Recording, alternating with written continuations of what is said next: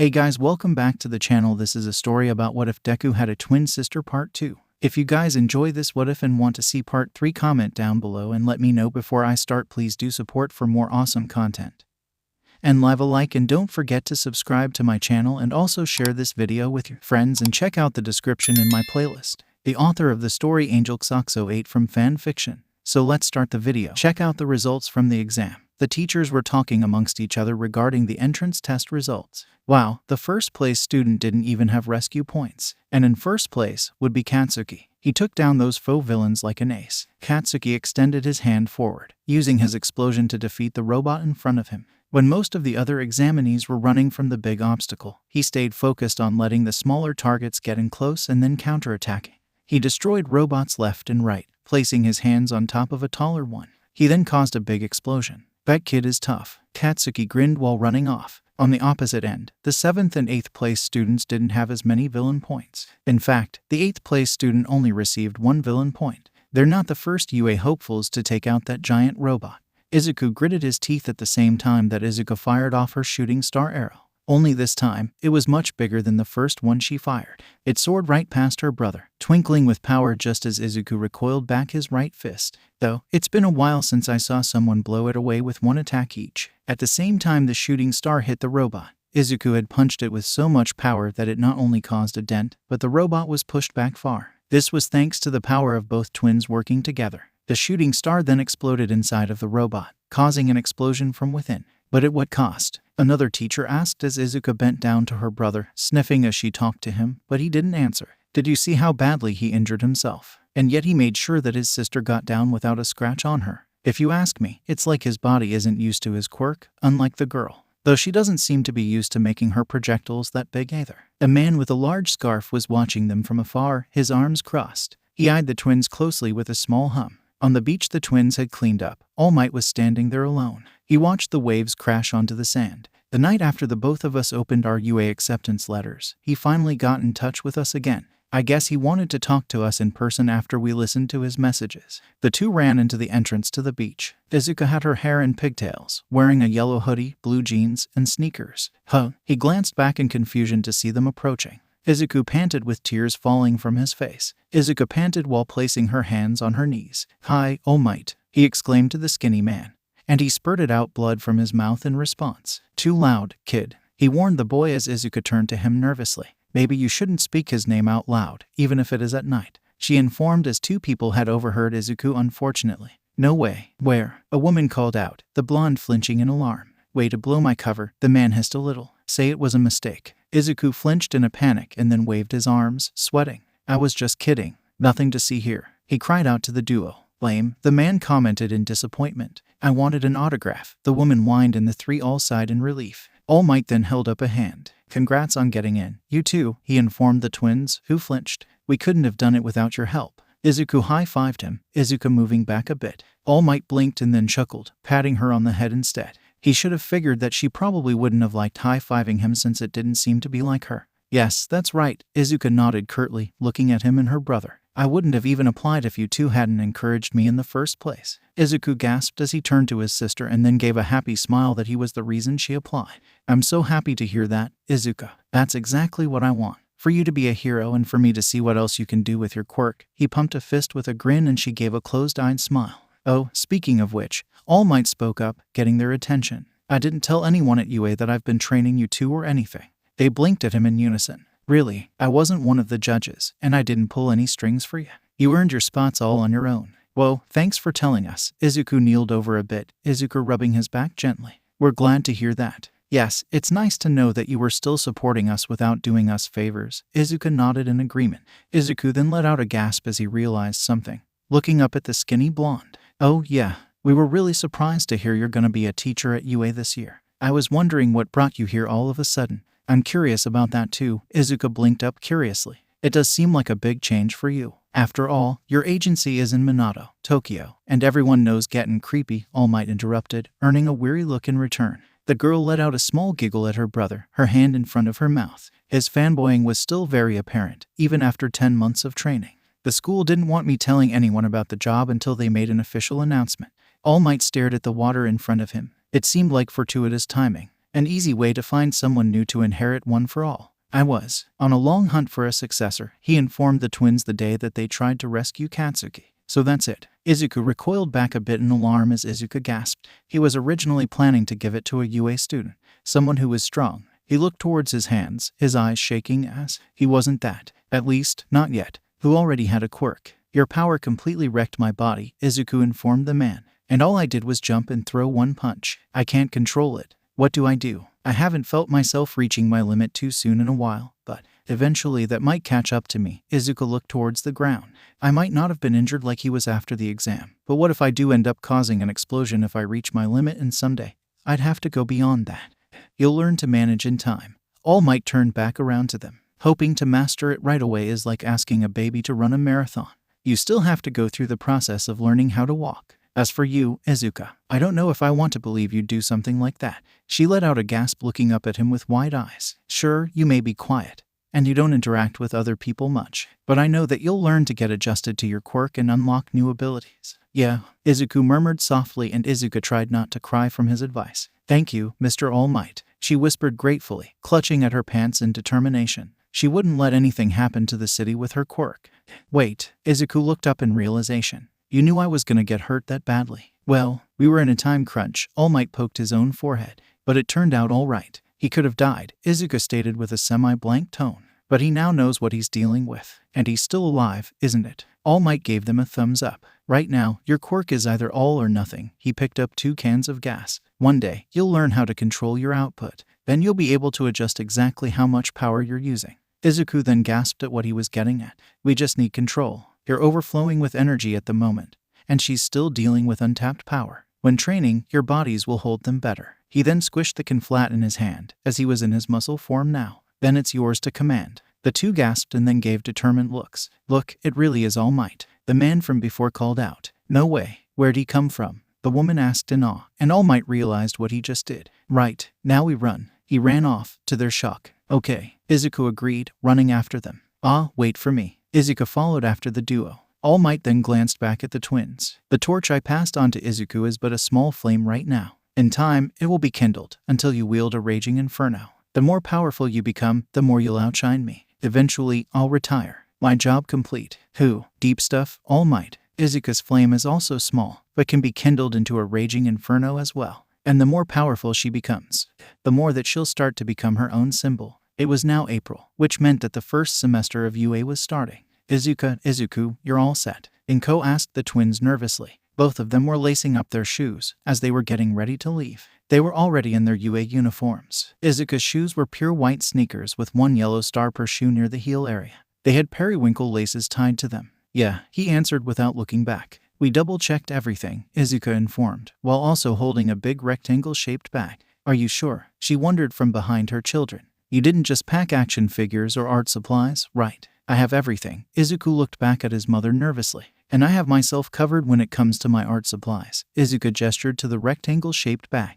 Now we gotta go. We don't want to be late. Izuku got onto his feet, putting his yellow backpack over his shoulder. Izuku stood up as well, holding both her bags by the strap in front of her skirt. Come on, Izuku. Both of you. She called out and he groaned a bit, opening the door. Izuku turned back around to 𝐭 curiously. She gave the twins a proud look, her eyes shaking. They both stared at her in shock and she then looked up. I'm really proud of you, my children, she revealed, causing both of them to gasp. Mom, Izuku murmured at her softly. That day, we began our high school careers, and the first step to being heroes. We'll see you soon, Izuku smiled at 𝐭 happily. We'll tell you all about it when we're back. I'll be home late. Izuku rubbed her arm awkwardly. Oh, I wish you'd break that habit, 𝐭 sighed a little at her. But I understand, Izuku. Just be careful, okay? I will. She gave her mother a one-arm hug before running off after her brother. The acceptance rate that year was just as small as it always had been. 1 in 300. 4 people got in because of recommendations, and 37 through the regular exams. The two ran up to the entrance, and thankfully, there was no one around. So Izuku didn't have to worry about the crowds this time around. Her hair was back into the normal style of having part of it tied into the 2 rings above her head. The 37th person was, of course, me. I'm sure that the school recognized that, but didn't seem to mind me as the extra addition. I only hope that it didn't bother anyone else. We were split into 2 classes, with one having 21 instead of 20 because of Izuku's acceptance. Class 1A. 1A. Izuku looked around for the door. Come on, where is it? There. He looked up at the door sign, and the door was about 3 times taller than them. Izuku blinked in a bit of awe as she looked up, since height-wise, her head just barely stopped at his shoulders. Man, this thing is huge. Are there giants here? Maybe it's for people whose quirks make them taller like Mount Lady, Izuku suggested nervously while turning to him. Yeah, maybe, he agreed with her. The two then stood up straight and anxiously. The most promising students in the country are waiting behind this door. I can deal with 19 other students. That's not that bad, right? Izuku murmured in a bit of hesitation while gripping the straps of her bags. They then thought of Katsuki and the boy with glasses, as both of them were terrifying and they didn't want to be in the same class as those two. Izuku gasped and then shook his head rapidly. Maybe we're in different classes. Maybe everyone in here is nice, Izuku hoped, since they had been bullied since foreign school, so they didn't really have any friends. Izuku herself was too anxious to really make any. Sure, Bakugo-san has been in our classes since we were growing up, but they wouldn't do that again, would they? Izuku bit her lip and then took a deep shaky breath. She watched Izuku slide the door open, and unfortunately, they were met with the boy with glasses scolding someone. Take your feet off of that desk now. He scolded none other than Katsuki. The blonde gave a smug smirk. He remarked while playing dumb. It's the first day and you're already disrespecting this academy by scuffing school property, you cretin. The taller boy glared down at him. You're kidding me, right? Katsuki didn't seem to care all that much. Your old school put a stick up your ass. Or were you born with it? The twins hid behind the door slightly, giving disappointed looks. Of course they were all placed in the same class. Just our luck. Why did we need to be in the same class as Bakugo-san? Now he'll never leave us alone. Izuku gave a small frown. The boy with glasses was about to speak again when he realized that he might be making a bad first impression. He then gestured to himself. Let's start over. I'm 𝗕𝗏𝗧𝗏 from the 𝗬𝗵𝗲 Private Academy. He introduced himself, trying to be nice since the twins did set an example at the exam. 𝗬𝗵𝗲. Katsuki wondered with a cocky grin. So you must think you're better than me. I'm gonna have fun tearing you a new one. 𝗕𝗏𝗧 gasped sharply, recoiling back in shock. You would threaten me, your own classmate. Are you sure you're in the right place? Katsuki looked away, and then saw the twins. The two flinched to see the both of them. Izuku looked away nervously, an anxious expression on her face from their looks. She slid closer to her brother. It's them. As soon as the blue-haired boy said that, all of the other students turned to look at the two. Izuku gasped as Izuku stepped back a bit nervously. He then looked away in embarrassment. Hi.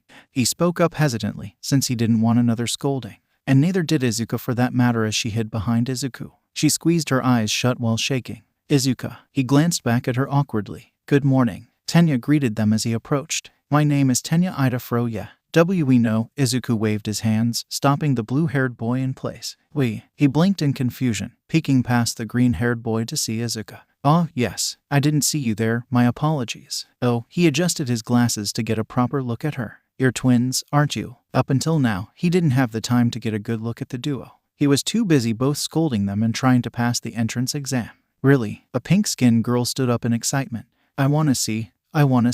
Well, yes, I'm Izuku Midoriya. He stepped to the side as Izuku was revealed to the class. And this is my older twin sister, Izuku. It's super nice to meet you. He gestured to the girl nervously. Izuku gulped while facing the class as they gasped, taking in the appearances of the twins. But she's so small and cute, a boy exclaimed, having yellow hair and a black streak in one of his bangs. Hello, Izuku spoke up so timidly that they couldn't hear her. I'm sorry. You'll have to speak up if you want to greet the class, 𝗕𝗏𝗧 gestured to everyone. She's always like that with almost anyone, so please excuse her. Izuku rubbed the back of his neck. I see. Well, Midoriya, you realized that there was something more to the practical exam, didn't you? He questioned them both, earning a gasp from Izuku. Izuku blinked at him, getting over her anxiousness for just a second. You must both be very perceptive. And I completely misjudged you both, I admit. As students, you're far superior to me. He looked away in shame. Izuku gave a small sweat drop at the back of his head. I find that hard to believe. He seems to have a really serious personality. Izuku stared at him. Hey, I recognize that messed up hair.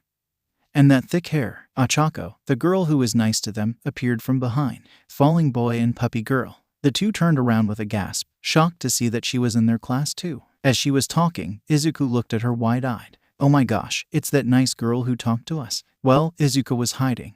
But she looks good in that uniform. That punch and shooting star was amazing. Ochako smiled while waving a fist around. Oh, hey, hi. Oh my gosh. Izuku looked away with a red face, a hand over his head. Izuku flinched as she wanted to thank the girl too, her hands shaking as she gave a nervous expression. She gripped her skirt tightly. So, we should probably be thanking you for going in and talking to him. Katsuki glared at the two, Izuku more so than her brother. Huh, how'd you know about that? Ochako couldn't help but wonder, since her video didn't really mention the twins unlike theirs. Oh, what? He stammered as he realized that she didn't know about it. Izuku felt her mind going blank as she couldn't speak what she wanted to tell the girl. I can't believe we have not one, but 3 students from our school heading off to UA. The principal from 𝐲𝗓𝐴 Junior High announced as the 3 students were summoned to him. And to think, you're 2 of them, Midoriya's. Izuku flinched while Izuku was standing between the boys, her hands folded in front of her. The boy could only blush from the praise. It's a miracle. Do you think? Thank you, sir, Izuku spoke up while moving her fingers around.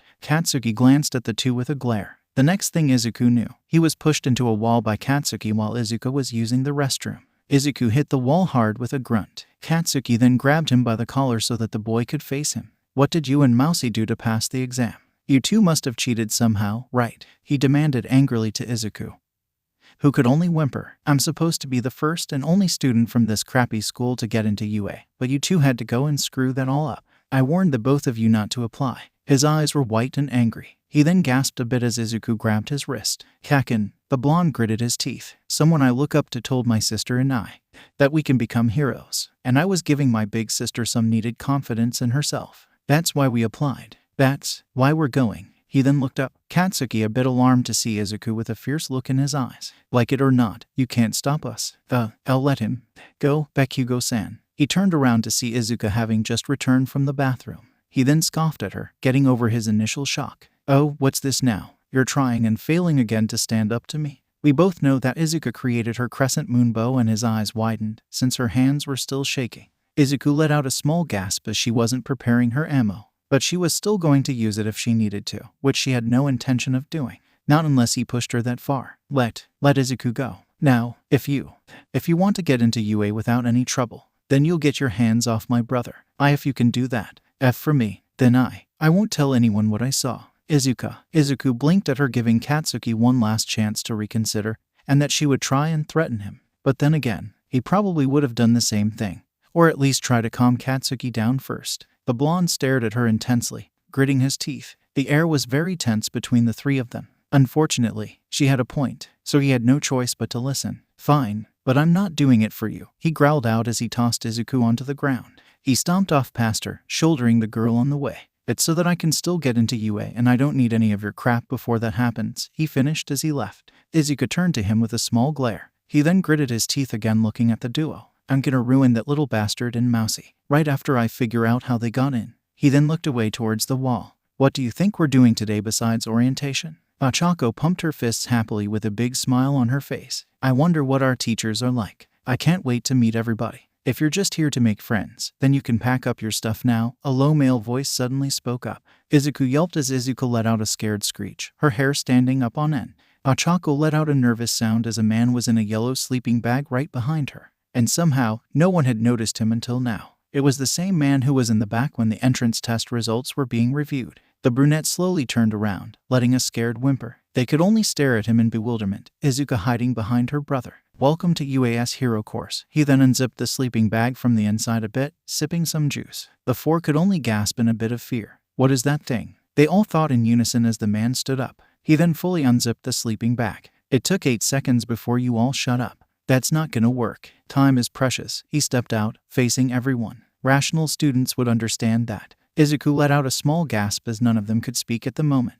Who is this guy? And why does he look familiar somehow? Izuku blinked from behind her brother's shoulder. If he's here, then he must be some kind of pro. But he looks so worn out. What's his deal? Izuku thought as they examined him. He kinda looked like a homeless man, even though he was supposedly a staff member. He wouldn't be here unless otherwise. Hello, I'm Shota Aizawa, he greeted them in a tired tone. Their teacher. All of them let out a gasp. Mr. Aizawa definitely didn't seem like a teaching type. Our teacher. Is he always like this? Izuku had some blue lines over her right eye. He then reached into the sleeping bag. Right, let's get to it. He pulled out a UA gym uniform. Put these on and head outside. They blinked in confusion for his request, wondering why when they were supposed to head for orientation. All Might was reading a teacher's directory of UA in the teacher's lounge. He had a small frown on his face as he looked a bit worried. UAS course doesn't follow the normal academic path. The blonde man let out a small sigh, looking away skeptically. Get the wrong homeroom, teacher, and life is hell. What? Most of the students exclaimed once they were outside wearing the gym uniforms.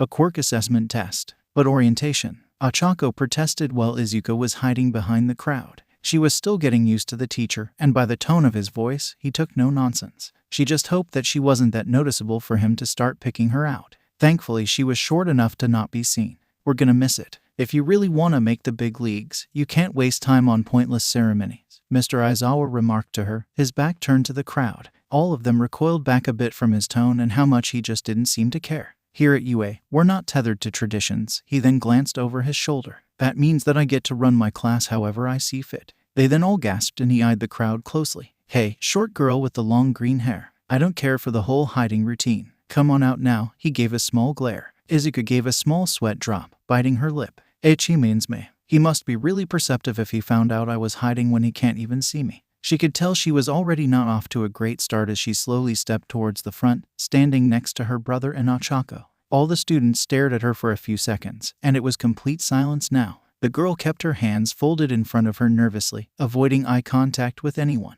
She was also sweating a lot, as she wasn't used to being in the front. Mr. Aizawa gave her a blank look before regaining his focus. You've been taking standardized tests most of your lives, but you never got to use your quirks in physical exams before. He held up his phone. The country's still trying to pretend we're all created equal by not letting those with the most power excel. It's not rational. One day, the Ministry of Education will learn.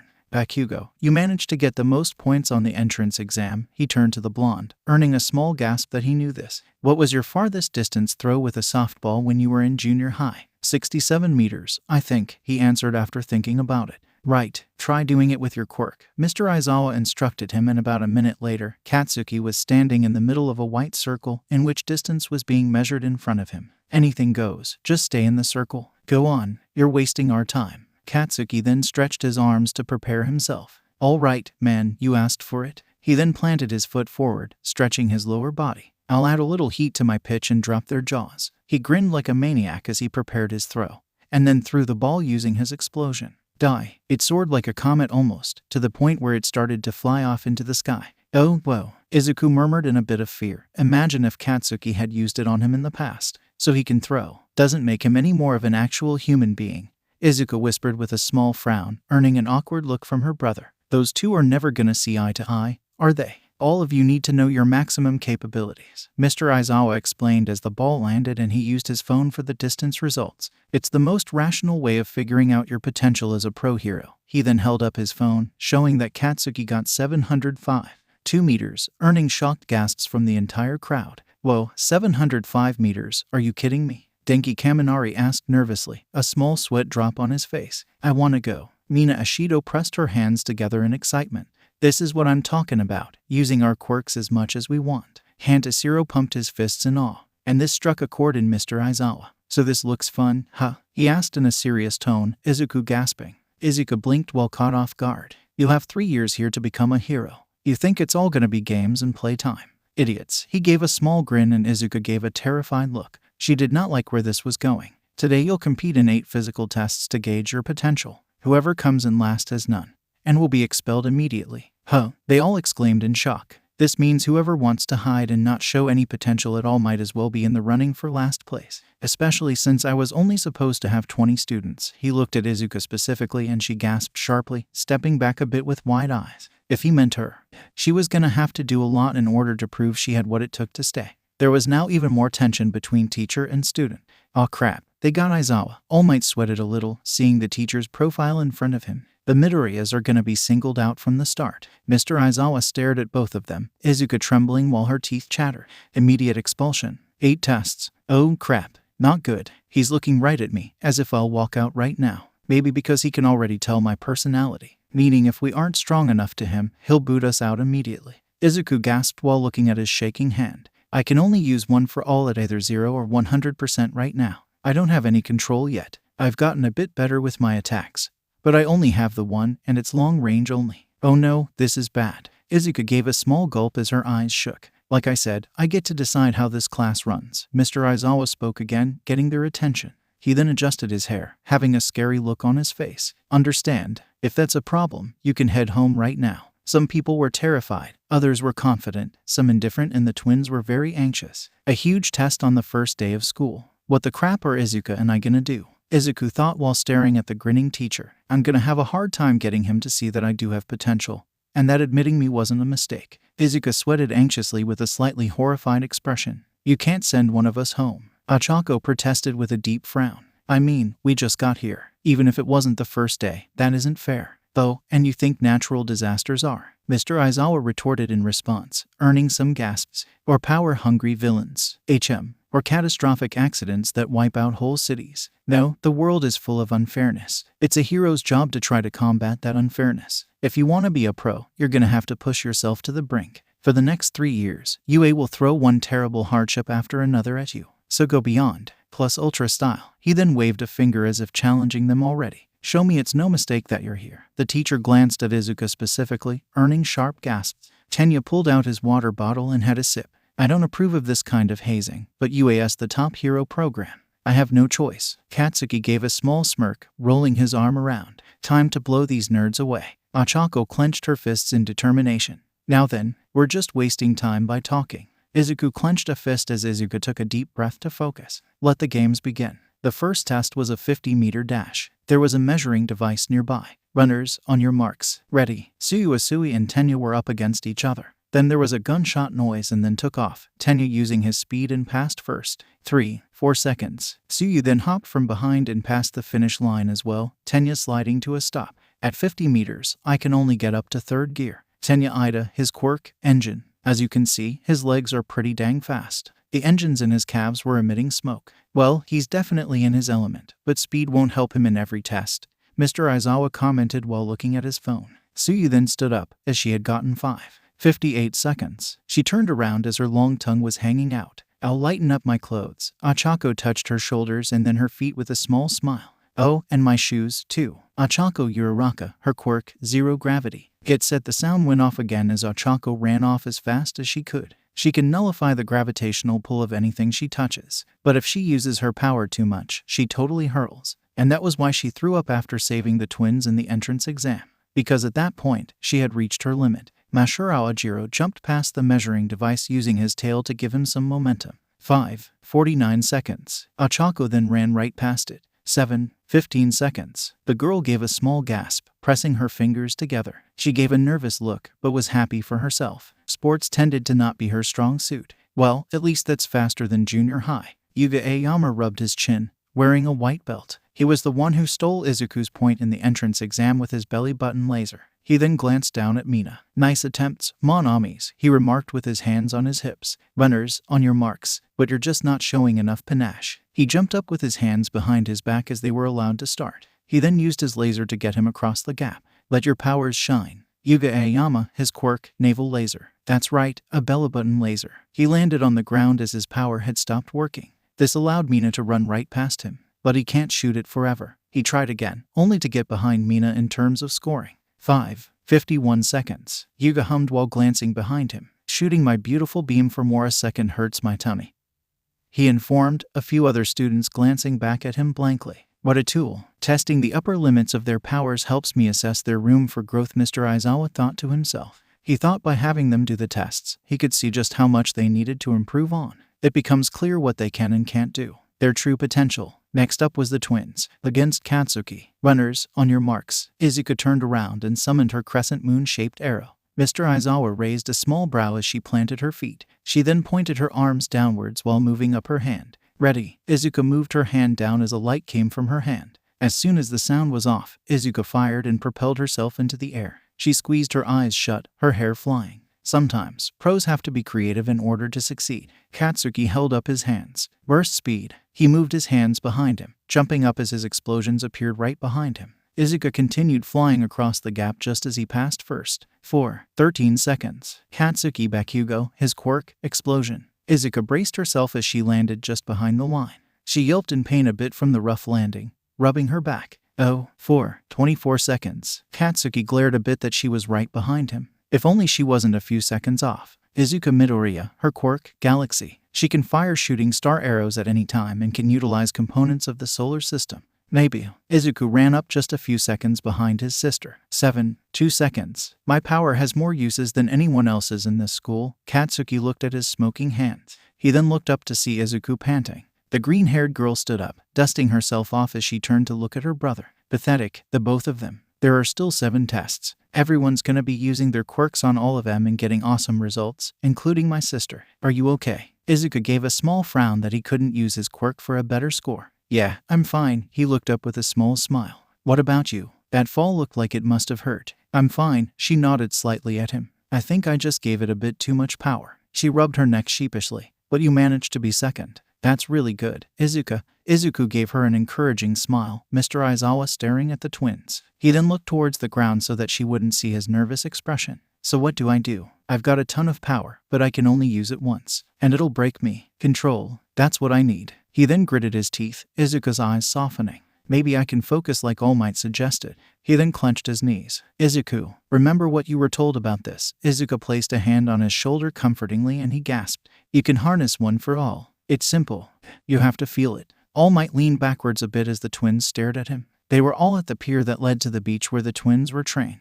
Izuku looked away a bit nervously. Can you be a little more specific? Izuku questioned as Izuku tilted her head curiously. Is he supposed to have like a sixth sense for it or something? She wondered while tapping her finger against her chin. So you already know what it's like to fire on all cylinders. All Might punched the air, ignoring the questions. Yeah, like a lot of broken bones, Izuku pointed out, earning a terrified screech from his sister. Too soon. She squeezed her eyes shut at the reminder. She didn't need another scare like the entrance exam again. Sorry, he gave her a sheepish laugh. No, I'm talking about the rush inside. All Might corrected the both of them. You must have felt it coursing through you. What was it like? Izuku racked his brain trying to think. A BZZT, or no, like whoosh or maybe kapow, or Ew, I know. He smiled while hitting his fist against his palm. Like an egg about to explode in a microwave. Ew, Izuku stammered a bit while having sweat on the side of her head. Not sure if that's how I would put it. But you are the one with the one for all in your body, so I probably can't complain, she admitted, since her quirk was more so distance-based than strength-based. All Might laughed, blood spurting from his mouth. That's pretty boring, but okay. If that's the metaphor you want to go with, then lower the wattage or decrease the cooking time. Whichever one works. Keep focusing on that image and keeping the egg from exploding. All right. Izuku let out a light gasp. It's like when a person afraid of public speaking imagines something else to help them relax. Izuku pointed out in agreement. Oh yeah, what's that like for you? All Might turned to her and she flinched in alarm. She then looked away meekly, pressing her forefingers together. I would usually run off before thinking about anything else. She admitted a bit in embarrassment. Should have guessed. He let out a small breath at her answer. I can do that. Izuku blinked in realization. You've got 3 weeks until school. All Might reminded them both. He then pointed to his forehead. The more you concentrate, the faster you'll learn. Control over one for all isn't gonna happen overnight, but you'll nail it one day. You just gotta keep trying. Same with you, young lady. Getting used to your quirk won't happen that quickly, but you'll get it. You just need to keep training your body. He then looked up to see Izuku giving a small smile. I promised I'd let you see my quirk more, remember? But I need you to do that too. We both can't get stronger if we don't learn, right? Izuku looked up with more resolve and then nodded. Yeah, you're right. Thanks, big sister. She gave a small hum, Mr. Aizawa continuing to look at them both. Next was the grip strength test. Izuku closed his eyes while standing on a wooden floor. Okay, keep the egg from blowing up. He then remembered breaking most of his limbs in the entrance exam. Izuku squeezed his eyes shut, vowing to not let that happen this time. A blink occurred and he looked down to see 56 kilograms, gasping in a bit of disbelief. Wow, Hanta exclaimed, getting the attention of him, Izuku and Minoru. You hit 540 kilograms. You're such a beast. He looked up at Mizo Shoji, the one with multiple arms. Yeah, like a muscle Y octopus, Minoru commented up at him. Izuku looked down at his own meter. Izuku let out a small sigh. I don't think anyone could compete with that, really. She looked to see that her score wasn't much better, at only 65 kilograms. Then there was the standing long jump test. And of course, Yugi used his laser to get across. Katsuki had used his explosions to soar across, and Izuku didn't even get past the measuring machine. He stumbled and fell onto the sand. Izuku squeezed her eyes shut as she flew across past the measuring device, landing on the sand a few feet away from her brother. I really gotta work on my landings. She grunted in a bit of pain while sitting up, a hand on the side of her head. Focus, Izuku thought in determination. Test 4 was repeated side steps. Minoru used his great projectiles to get him back and forth in rapid succession. Izuku let out a gasp of disbelief at him. Ball throwing was test 5. Ochako smiled at the ball in her hand and then used her quirk on it, and this caused the ball to continue soaring into the sky, so much that it became a star. Mr. Aizawa looked at his phone, and she had infinity results, as he was surprisingly counting it. Infinity. A group of students exclaimed at this. Even Katsuki was a little surprised himself. That's insane. How's that possible? Denki looked at the brunette in disbelief. That's farther than my shooting stars, even.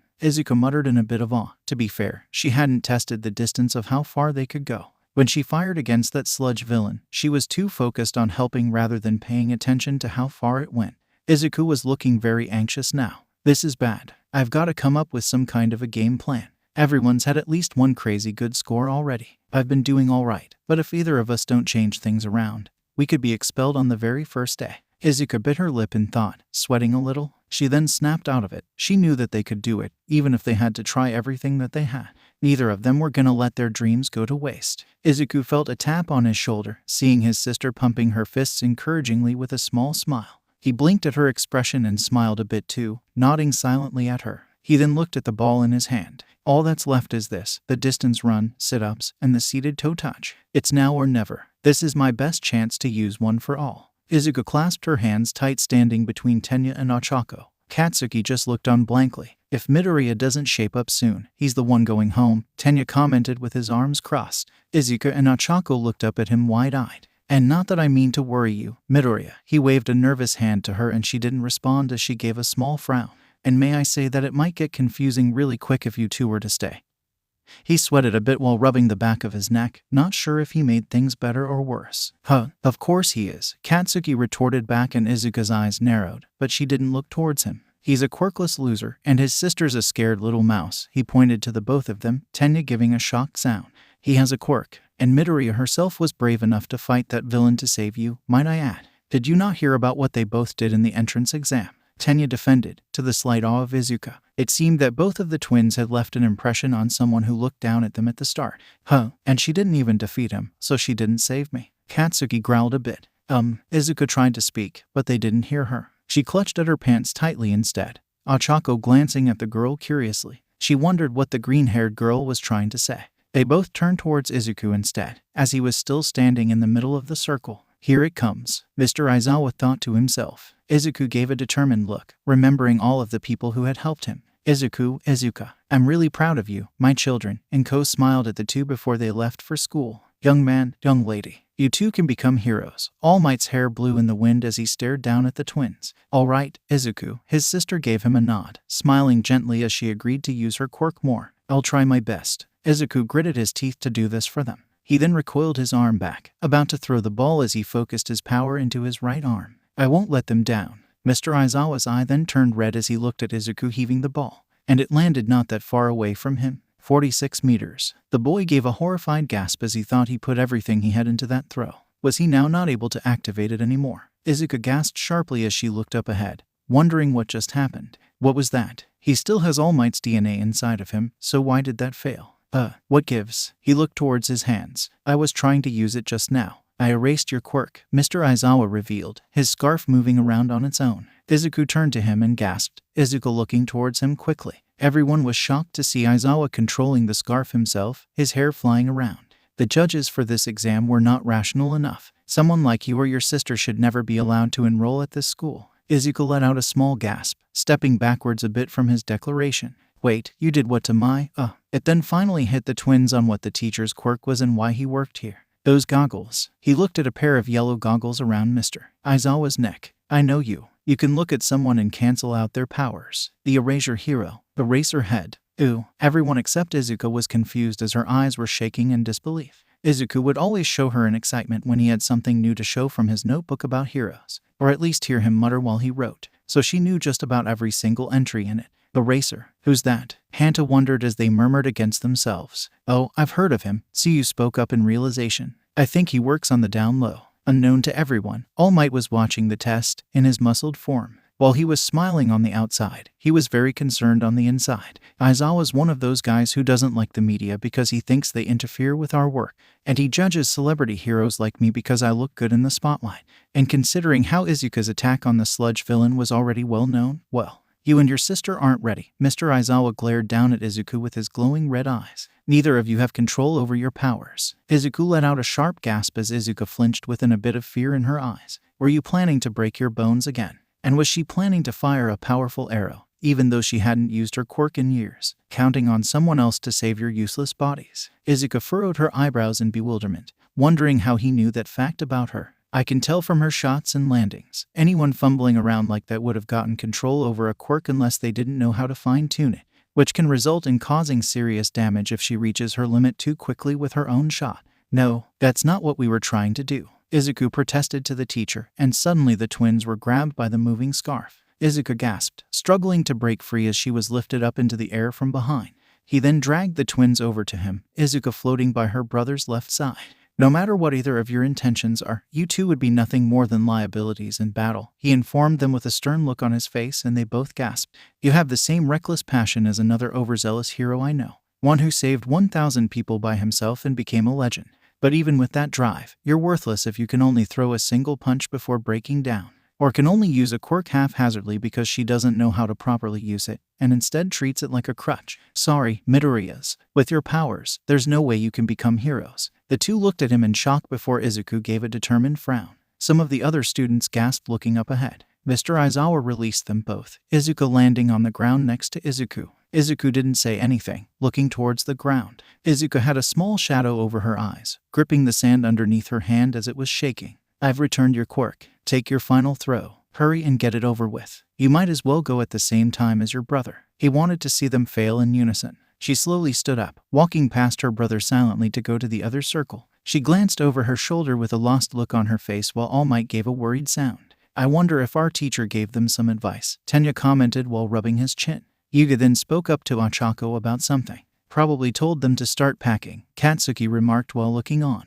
I really wish he wasn't so rude. Izuku glanced at the blonde in a bit of annoyance. Katsuki turned to her and she looked away before he could notice her staring. He felt like he was being watched, but maybe he imagined it. He only felt it for a second. The blonde narrowed his eyes as Izuku tried to think of what she was gonna do. He then scoffed and looked away. I'm here, Shuri. Yuga placed a hand on the brunette's shoulder. Wait, who are you again? Ochako asked in utter confusion. I've only got one shot at nailing this, Izuku murmured to himself while holding the ball. So what am I gonna do? We've got to think. Izuku looked down at the ball in her hand. Mr. Aizawa stared at the two blankly. Is he going to use his quirk and have to forfeit the rest of the events like a fool? And is she going to use her quirk or quit before even trying? Given her personality, that seems likely. Or they'll admit defeat and settle into last place. Either way, the twins don't belong here. Izuku bit at her thumbnail, racking her brain trying to process the words their teacher said.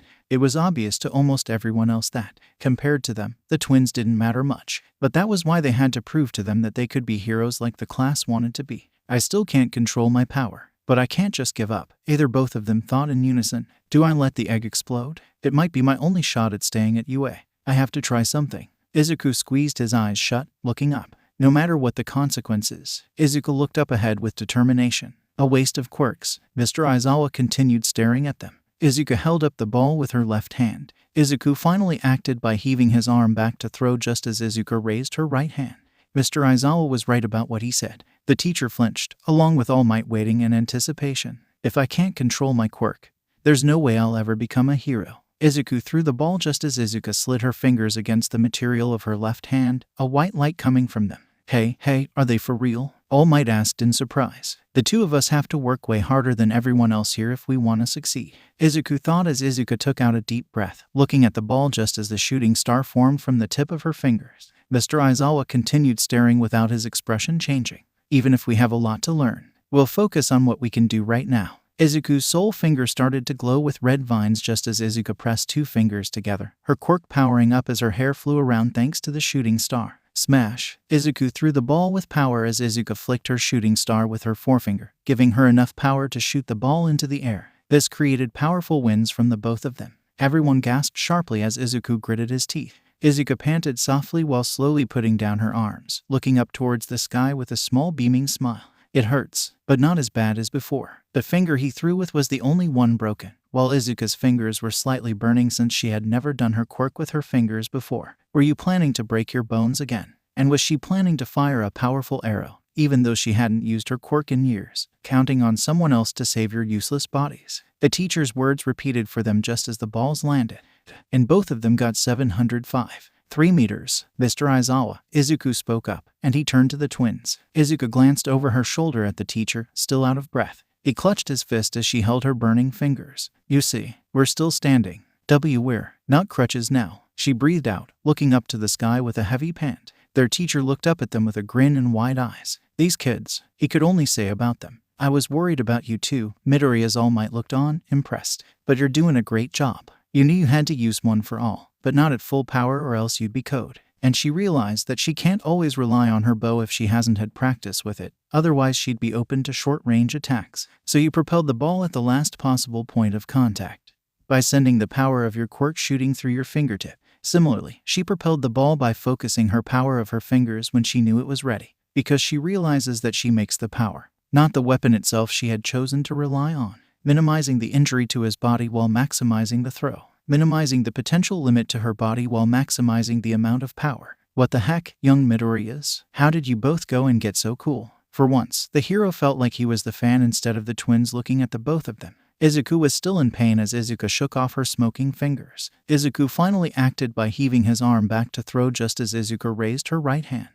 Even if we have a lot to learn, we'll focus on what we can do right now. Izuku's sole finger started to glow just as Izuku pressed 2 fingers together, her quirk powering up as her hair flew around thanks to the shooting star. Smash! Izuku threw the ball just as Izuku flicked her shooting star with her forefinger, giving her enough power to shoot the ball into the air. This created powerful winds from the both of them. Everyone gasped sharply as Izuku gritted his teeth. Izuku panted softly while slowly putting down her arms, looking up towards the sky with a small beaming smile. It hurts, but not as bad as before. The finger he threw with was the only one broken, while Izuku's fingers were slightly burning since she had never done her quirk with her fingers before. The balls landed, and both of them got 705. 3 meters. Throws like those require a lot of force, even though she technically didn't throw the ball, Mr. Aizawa thought, a bit alarmed to say the least. Did he focus all that power into one finger? And she figured out that she produces her power, not the weapon itself, to use her fingers instead. Mr. Aizawa, Izuku spoke up, and he turned to the twins. Izuku glanced over her shoulder at the teacher, still out of breath. He clenched his fist as she held her burning fingers. You see, we're still standing. We're not crutches now, she breathed out, looking up to the sky with a heavy pant. He looked up at them with a grin and wide eyes. These kids, he could only say about them. They both threw it over 700 meters. Denki exclaimed towards the twins. Nice, they're finally showing us their true powers. Ochako cheered with a big smile. But his finger appears to be broken now, and hers seem to have burns on them, Tenya noticed from the two. Just like in the exam. His quirk is very odd. It wasn't a very pretty throw for him, but that star is still dazzling. Yuga had sparkles around him in a bit of awe. Katsuki shook with wide eyes, his mouth not wanting to close as he tried to process what just happened. What the hell were those? If he had a quirk, he would have gotten it when we were kids. This is impossible. And 𝗵𝐸, since when could she fire with just her fingers? They're up to something. Someone I look up to told my sister and I that we have what it takes to be heroes. That's why I'm going to UA. Izuku told him when he was confronted by the bully. Izuku's hands were shaking as she pointed her bow at Katsuki, not creating any ammo. Let Izuku go. Now, if you want to get into UA without any trouble, then you'll get your hands off of my brother. If you can do that, F for me, then I won't tell anyone what I saw. Katsuki growled angrily, his hand shaking. I'm getting to the bottom of this, he declared as explosions appeared from his right hand. Ochako and Tenya gasped in shock as he raced forward to the twins. Hey, they looked up to see the pissed blonde heading towards them. Deku and 𝗵𝐸, you bastards. Tell me how you two did that, or you're both dead. The two of them screamed in horror at him, their hair standing up as they had white eyes. Mr. Aizawa's scarf appeared, pulling Katsuki to a stop. His hand was just out of reach from both of them, and they stared in shock. Katsuki glanced back in disbelief. What? Why the hell is your damn scarf so strong? He grunted out to the teacher. Because it's a capture weapon made out of carbon fiber and a special metal alloy, he informed the angry blonde. Stand down, and watch your words with Izuku for that matter. Izuku and Izuku flinched, as they knew Katsuki wasn't usually one to listen to authority. Even their teacher back in junior high, the blonde never showed any respect there. It'd be wise to avoid making me use my quirk so much. He then looked up with red eyes. It gives me serious dry eye. Too bad. That power is amazing. The crowd of students exclaimed from behind. Class 1A's homeroom teacher, Shota Aizawa. He can erase the quirk of anyone he looks at, but the effect ends when he blinks. He then pulled away his scarf to set Katsuki free. You're wasting my time now. Whoever's next can step up. He waved a hand while walking away. The twins watched Katsuki closely as they stepped to the side. He didn't move, and that was the signal to run past him. He gritted his teeth in growing frustration and rage. Ouch, are your fingers okay? Ochako asked the twins in a bit of concern. Sure, fine, Izuku answered her quickly. And no need to worry about us, Izuku murmured quietly, both of them earning an angry growl from Katsuki. He saw Ochako inching towards Izuku, who had a flustered look on his face. Izuku was hiding behind her brother's back once again. Until the exam, he was nothing. And before that, I only had 𝗵𝐵𝗃𝗍 to keep an eye on. He clenched his fist tightly. Little bugs I could crush if I wanted to. Izuku walked behind Katsuki when they were 4 in the forest. He looked up ahead with a blush on his face. Izuku was walking behind them, hands behind her back as she didn't look happy to be there. Wow, you're so lucky, Izuku exclaimed at the blonde leading the way. He had a confident smile on his face while holding the net. Your quirk is amazing, Kaken. When I get mine, I hope it's just as cool. Izuku's too. She looked towards the ground with shadows over her eyes, since, well, she already had hers. But she hadn't had the chance to tell him yet. Whatever, Deku and 𝗵𝐵𝗃𝗍, no matter what power you end up with, you'll never be able to beat me, Katsuki declared, flinching as he saw Izuku's face. He stared at her for a few seconds, wondering why she looked so upset. He gave a hum of thought and then scoffed, turning around. It was probably nothing for him to worry about. Katsuki gritted his teeth. If looks could kill, the twins would not be standing right now. He's just an annoying bug that I can smash into the ground. And 𝗵𝐵𝗃𝗍𝗓 is just someone I shouldn't even waste time with. That power of hers is nothing. After that, Izuku and I had to fight through the pain as we finished up the rest of our physical fitness tests. My fingers unfortunately couldn't stop burning. At least we had made big marks in some of the tests. But was it really going to be enough for the both of us to escape expulsion? Izuku fell to the ground in exhaustion once the tests were done. The other students walked right past him except for his sister. He grunted as she offered her hand and he took it. She pulled him up with a small sigh. The students then stood in front of Mr. Aizawa for the results of the tests. All right, time to give you your results. I've ranked you all from best to worst. You should probably have a good idea of your standing already. He pulled up his phone. I'll just pull up the whole list. It's not worth going over each individual's score. Izuku and Izuku were behind everyone else, still clutching their injured hands. They didn't want to look, but they knew that they had to. And they both knew not that every single test was their best output either. The person ranked last is gonna be expelled. And the only test I was any good at was the softball throw. Can I squeak by on that score alone? I bombed the rest of the challenges. Izuku nervously twitched next to him, her eyes full of dread. Mr. Aizawa isn't one to sugarcoat anything from what he's shown to be. I was good at only 3 tests, and nothing else. It's hard to show off your quirk when everyone else is so much better. Can I really pass? Can I really become a hero if I can't even prove to others that I can learn to be more capable? Izuku wants me to show my quirk more. I can't do that for him if I haven't passed. The screen was pulled up for them to see, and Izuku nervously opened his eyes. Izuku's hand was shaking and he glanced at her first. Izuku, she murmured, and he saw why. He whimpered in fear, as they were both tied for last. We're both in last place. We failed. And that means... Izuku couldn't even finish her thoughts as Izuku gritted his teeth, looking at his broken finger. Even when they tried their hardest, it still wasn't enough. And now they were both gonna be expelled. And I was lying. No one's going home. Mr. Aizawa suddenly revealed to them, earning shocked looks from the whole class. He then gave a big scary grin. That was just a rational deception to make sure you gave it your all in the tests. They all screamed, the twins especially pale as their hair stood up. Momoye Urazu glanced at the twins with a small sweat drop on her face. I'm surprised the rest of you didn't figure that out. I'm sorry, I guess I probably should have said something. She admitted to them, and Izuku let out a sound of horror that she knew the whole time. Her soul looked like it was gonna escape as she sagged her shoulders. Denki, Kyoka Gyro, and Minoru all stared at her in disbelief. Yeah, you should have, the 3 all thought in unison. But then again, they wouldn't have pushed themselves as hard as they did if they knew. That was pretty nerve-wracking, huh? Hanta glanced over to Ijiro Kirishima with a small smile. Nah, I'm always down for a challenge. Ijiro grinned while clenching a fist. Katsuki was staring at the twins the whole time and then looked away with a huff. That's it. We're done for the day, Mr. Aizawa told the students and then walked off. Pick up a syllabus in the classroom. Read it over before tomorrow morning. He then left the field, everyone staring at him. Izuku let out a huge sigh of relief, Izuku slowly calming down. Finally, I can breathe again. Midoriya's. The teacher interrupted her and they looked up in shock. Take these and go have the old lady fix you both up. He handed them excuse notes for their next class. Things are gonna be tougher tomorrow when your actual training begins. Make sure you're prepared, especially you, Izuku. And with that, he finally left, Izuku letting out a whine. It was now just hitting her that now she wasn't actually getting expelled, that she was gonna have to deal with Mr. Aizawa's not great opinion of her. She had no idea how she was going to get past it since he seemed to be the most harsh on the girl, more so than Izuku apparently. We managed to make it through the first day, but there is so much we completely failed. Almost. We're starting out at the bottom. We've still got a whole lot to learn. If I'm gonna achieve my dream and help my sister. Izuku looked towards the ground a little, a small frown on her face. She clenched a fist tightly. I need to learn more about what I can do if I'm gonna keep using my quirk.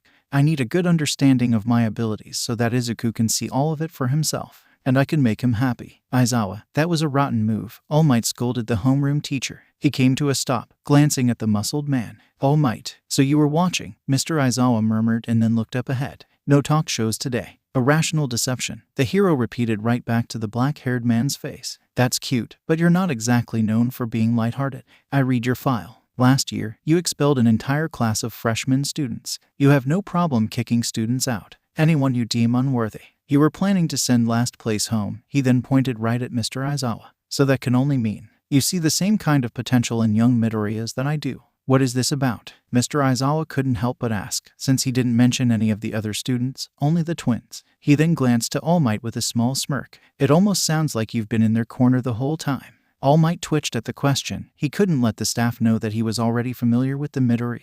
Otherwise he'd be seen as playing favorites, or they might think that he had something to do with them being accepted to UA. Isn't it a little early for you to be playing favorites? Mr. Aizawa pointed out to him and then walked off. All Might stared after the man. The twins don't have zero potential, I admit. If that were the case, I would have sent both of them straight home after class without hesitation. Not to mention Izuku gives off a bad impression already because of her being in the news trying to save that villain. Izuku fired off her shooting star arrow, and it dissipated the sludge around her target, the star flying towards the sky. It's cruel to let kids keep dreaming of something that will never come true. All Might continued to stare at him. He could tell Mr. Aizawa had good intentions. If the homeroom teacher really abided by what he just said, the twins would have gone home from the start. Although the #1 hero still had his concerns. In your own strange way, you're a kind man, Aizawa. I know that, All Might stated to himself. But clearly, we are gonna have us a problem. All of the students walked home, except for Izuku. Izuku himself looked exhausted as he sagged his shoulders. I'm so tired, he murmured before a hand stopped him from walking further. He gasped and then flinched in shock to see Tenya standing right behind him. Hey there, Ida. How's the broken finger doing?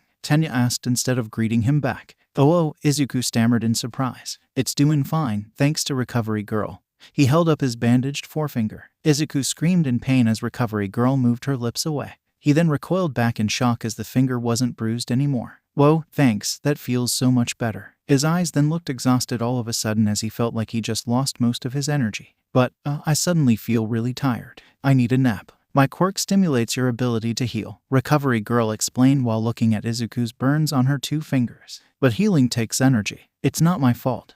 That's just how the body works. She then kissed Izuku's fingers, and the girl felt the same result. She looked very groggy as she groaned, leaning over a bit. Get too many big injuries. Your stamina will be shot and you'll die instead of healing. She held up a 𝗵𝗃𝗵𝐴 woods and they held out their hands. So be careful, you too. You mean this could kill us? Izuku screeched as Izuku looked up wide-eyed. We should be really careful then. She gave a nervous expression while looking away. Thank you, Recovery Girl. You're welcome, dear. Although you'll need to do better speaking up one of these days. Izuku let out an embarrassed whine, Izuku giving her a nervous laugh. I can't keep relying on help from others. Izuku looked at his bandaged finger. I have to hurry up and learn to control my power. Tenya rubbed his chin. I was a bit concerned by Mr. Aizawa's approach to class, but I trust the school's judgment. UA is the top program. He then crossed his arms in disapproval. Even so, lying is downright immoral. I thought he was scary, but that's not it. He's just really serious about school. It's good to know Izuku won't have to be afraid of him too once she gets used to the other people in our class, Izuku thought, as he felt much better after Tenya's first impression of him and Izuku. Hey, wait up, you two. Ochako called out to them both, and they came to a stop as she ran up. Are you going to the station? I'll join you guys. It's her again, Izuku thought just as she came to a stop. Tenya then examined her closely. Oh, you're the Infinity Girl, he realized, and she smiled at them.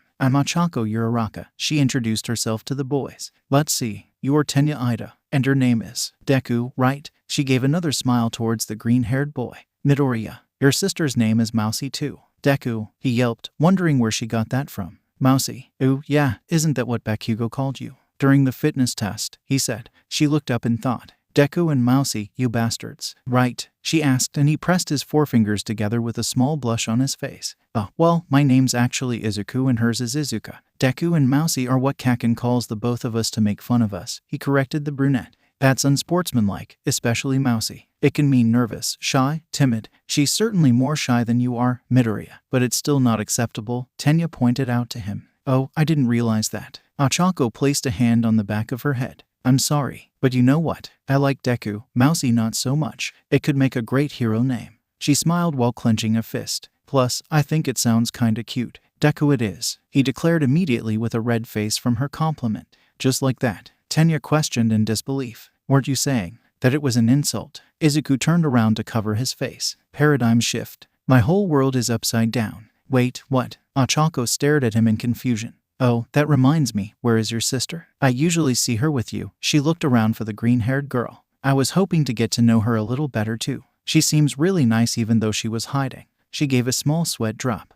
Yes, isn't she walking to the station as well? We should look for her. Tenya glanced around as she was definitely not hiding behind her brother. No, it's okay. Izuku waved a hand awkwardly. She's not joining us. They both blinked at him in confusion and then he cleared his throat. It's just that. Well, you see, my sister's never been able to handle big crowds unless she's with me. Because I'm her brother, I'm the one she feels the most comfortable around. Our class she can be fine with since there's only 20. But because going home there's a lot more people than she prefers, she tends to stay behind until everyone else is gone. I used to offer to stay and wait, but not anymore. Oh, I see. Ochako rubbed her chin and thought. Aw, that's okay, though. I'll see her in class tomorrow. Maybe. She did look a little disappointed though, since she wanted to be friends with Izuka. She thought the girl was not only cute, but just looked like she never had anyone to talk to besides her brother. Aren't you concerned for her well-being? Walking home alone can be dangerous, Tenya pointed out, and Izuku gave a small smile. I would be, but she's already memorized the route, and Mom's okay with it as long as she's back before dinner time.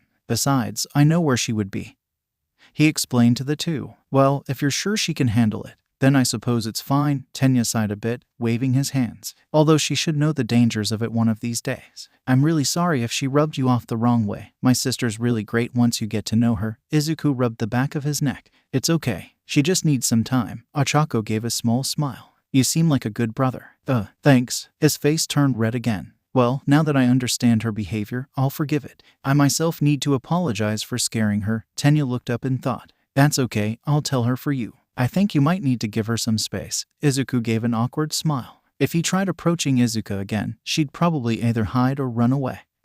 Tell her I said hi and that I can't wait to see her in class. Ochako waved a hand in excitement. I will. Izuku nodded rapidly at her. And so, the three walked to the station together. I survived my first day at UA, even if I kinda failed. But you know what, All Might? At least I'm making some new friends. That's gotta be a good thing, right? Ochako and Izuku spoke happily, the boy blushing from her smile. And it also was just refreshing to finally have friends after being mocked and friendless for not having a quirk. He just hoped Izuka could get there too. If anything, he'd be really happy if Ochako managed to warm up to her. Not because she was nice and helped him, but because she seemed to be really cheerful and what his sister would need to open up with time. All Might looked at a costume in his hands. You don't have time to relax, Midoriya. Not yet. The real test begins tomorrow. Thankfully, since I wasn't getting expelled, I went back to my normal after-school routine. Making friends is something I need to improve on though. She dragged a hand down her face thinking about it in embarrassment. She must have gave people the wrong impression already by hiding from them. Especially that girl who helped Izuku and herself a lot before they even got here. Or Tenya, since he had called her out twice for doing so. She was currently at the PE grounds, holding a small color palette in her left hand and a paintbrush on the right. She had an easel in front of her, her bags nearby as she was painting a cherry blossom tree. Someone was currently watching her, though, and that would be. Hey, Izuka's eyes slowly widened as she turned around to see Katsuki glaring at her. His hands were in his pockets as he stepped forward. She gave a terrified expression as he got closer to her. Bakugo-san's here. Why? No one else is even around. What could he want with me? This is bad. I can't even call my brother to get me out of this since he's not here. She stepped back a bit and he raised a brow as she dropped her paintbrush right in front of her. The girl then held up a shaking hand, thinking he was gonna attack her. He blinked from her instinctive reaction and grunted, looking away briefly. I'm not gonna kill you. Yet, he informed, and she bit her lip, not saying a word. He bent down to pick up her paintbrush that she dropped. She watched him in a bit of surprise, and he held it out to her. "Here, Mousy, this is yours, isn't it?" She blinked at him, giving it back, not even destroying it or anything. He knew a long time ago that she painted, yes, but that didn't stop him from burning her sketchbook. Maybe it was because he knew that art supplies were expensive. "Oh," she finally reacted and coughed awkwardly. Thanks." Izuku shakily held out her hand and then gripped it. Once she did, their fingers brushed up against each other and their hands lingered. They both stared at their hands, and Izuku yelped after a few seconds, tensing up and grabbing the paintbrush back. She turned away from him and continued to paint. Hopefully, ignoring him would make him go away. He raised an eyebrow over what she was painting, looking over her shoulder. "A tree, that's all. You seriously need a better inspiration." He scoffed, and she looked away with a small grunt to herself. The girl then cleared her throat, moving her stuff and herself a bit further away to the right. "It's not about what's around me that I paint," she mumbled as she dipped some green paint into her paintbrush, raising her arm to continue.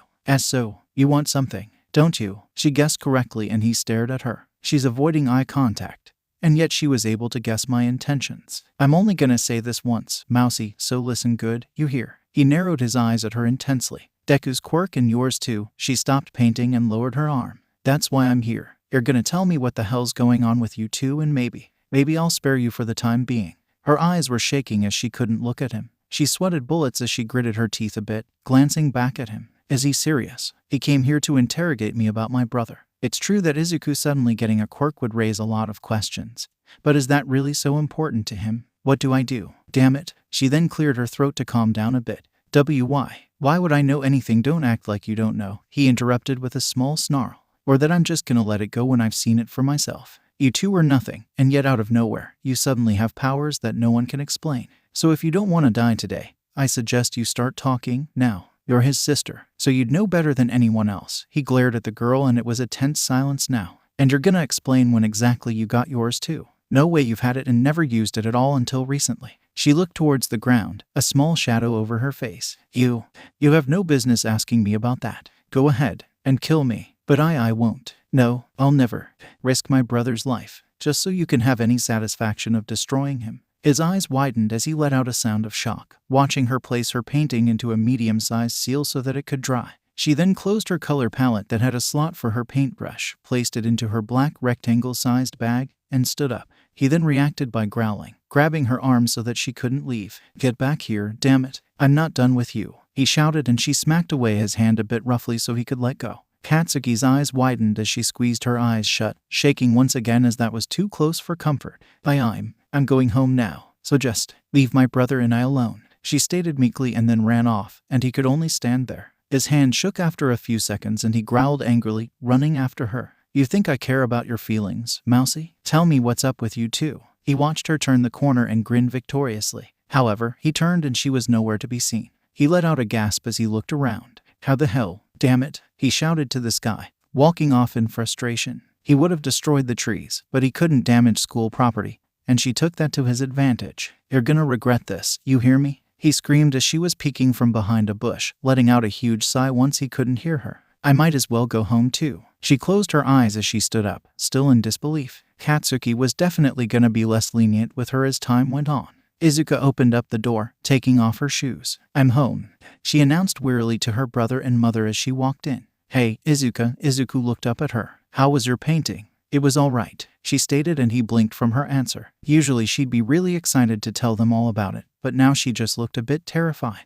"I'm going to bed early. What about dinner?" 𝐒𝐭 called out after her, only for the door to be heard closing. "Izuku, can you check on her for me?" "Sure thing," he nodded in agreement, standing up. Izuku flopped chin first onto her pillow on her bed, letting out a sigh. She looked at the headboard while hugging her pillow. She heard a knock on her door and she didn't even look up. "Come in," she called out tiredly, and Izuku stepped in. "Hey, you okay?" He stepped up to her and sat down at her right side. She glanced back and then sat up. "Bakugo approached me on the PE grounds. He asked me how you got your quirk. And about mine." She pinched her nose tiredly. She'd rather not go into anything else before or after that, especially since it wasn't like he could do anything during school hours without getting caught. Her brother then recoiled back in shock hearing this. "Whoa, he did that? Well, what'd you say?" He stammered in a bit of a panic. "Relax, I didn't tell him anything. I managed to give him the slip." but he's gonna make it so uncomfortable tomorrow in class. She groaned, flopping back onto her pillow. She lifted her head up knowingly. Which means I'm gonna have to go home with you around the crowd to avoid him for a while. At least until he calms down.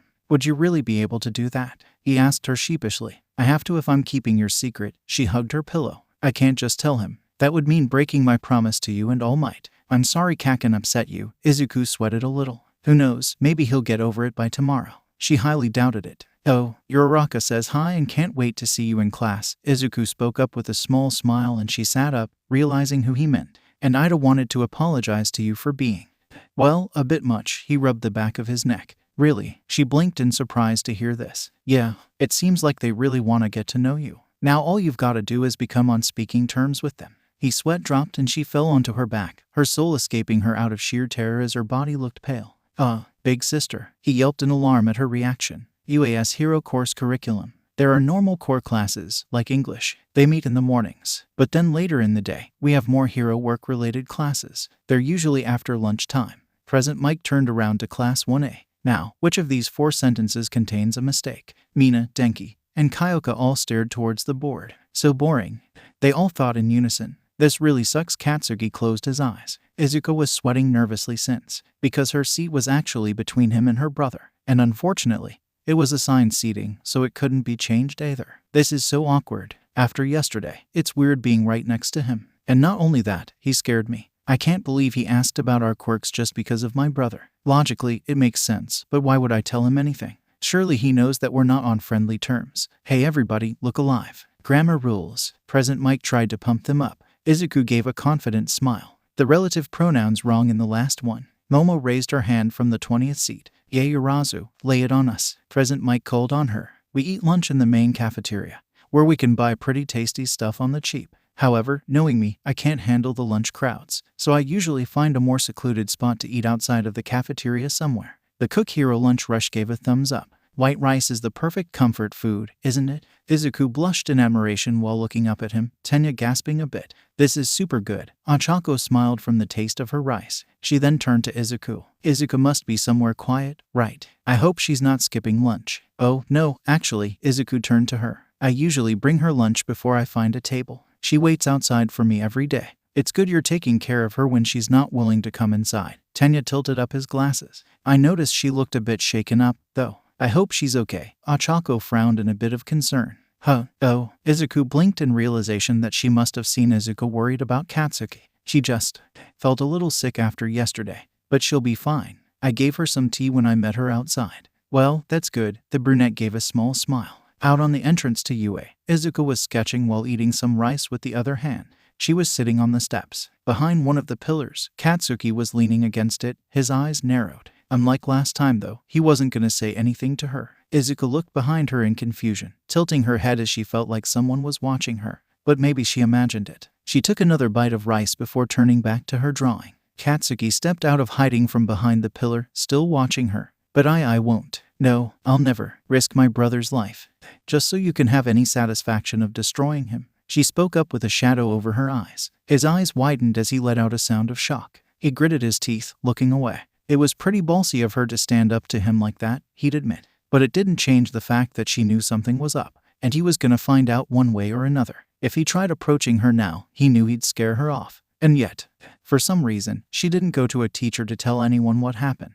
Maybe it was because she knew of the consequences, or because it happened after school hours. Or maybe because she was trying to not get him kicked out. He gave a small huff while looking away. I don't need any favors from a mouse. Whatever goes in on her head, I don't give a crap about. He then walked off, his hands in his pockets. And then, in the afternoon, it's finally time. Hero Basic Training. The moment Izuku has been waiting for ever since we started school. I am here. All Might announced to the class, Izuku gasping happily, coming through the door like a hero. He stood in the doorway, leaning into the classroom. Everyone then gasped in surprise to see him. I can't believe it's really All Might. Denki exclaimed with a slight blush on his face. So he is a teacher. Ajiro exclaimed with a big smile, clenching a fist. This year is gonna be totally awesome. Hey, look, Tsuyu stared with a finger on her chin. Is he wearing his Silver Age costume? All Might walked into the room, waving his arms back and forth. I'm getting goosebumps, Mashirao Ajiro commented with a small sweat drop. It's so retro. Welcome to the most important class at UA High. All Might announced to the class, hands on his hips. Think of it as heroing 101. Here, you will learn the basics of being a pro. Ochako nodded eagerly in agreement from behind Tenya, and what it means to fight in the name of good. Let's get into it. Today's lesson will pull no punches. He held up a card that said battle on it. Katsuki grinned widely in excitement. Fight training, he exclaimed while the twins looked a bit more nervous. Real combat? Izuku asked him from behind with a nervous expression. Of course it is. Izuku placed a hand over her face in agony. Katsuki was definitely gonna be brutal if either her or her brother would face him, after he already tried to get answers out of her. But one of the keys of being a hero is looking good. All Might pointed to the wall, where panels came out of it with boxes, all of them having a number displayed. These were designed for you based on your Quirk registration forms and the requests you sent in before school started. There were 5 rows of boxes with costumes inside, one of them just a single block for 21, being Izuku's. They all gasped in excitement, cheering. Costumes. Izuku gave a small smile. Get yourselves suited up, and then meet me at Training Ground Beta. All Might informed the class. Yes, sir. Most of them answered in unison. All Might then stood on a road a bit later, looking towards the entrance. He heard footsteps, and soon, everyone was stepping out of the shadows. They say that clothes make the pros. Young ladies and gentlemen, and behold, you are the proof. Take this to heart. From now on you are all heroes in training. He then gave a small chuckle, examining everyone as they stood in front of him. This is getting me all revved up. You look so cool. Now, shall we get started, you bunch of newbies? The clothing allowance. Before we enrolled at UA High, we submitted our Quirk registration forms, which included physical measurements and any desired costume designs to an exclusive clothing company designated by the school. With all that info, they created state-of-the-art costumes for us. It allows Hero Course students to be able to train better if they have the experience wearing the clothing. Pro heroes themselves always wear them, and are almost never seen without them unless necessary. Consider it a stepping stone to becoming a hero in a way. But for the two of us, we went a different route. 3 weeks ago, we need to go to City Hall today and get our registration form for the clothing allowance. Izuku looked at some papers in front of him. Izuku examined her own while sitting next to him on the floor. Her hair was in low pigtails today, the ends hitting the floor as she hummed. Everyone's gonna be having cool designs, so we might want to get that done too, she reminded him, and he gasped as he remembered something.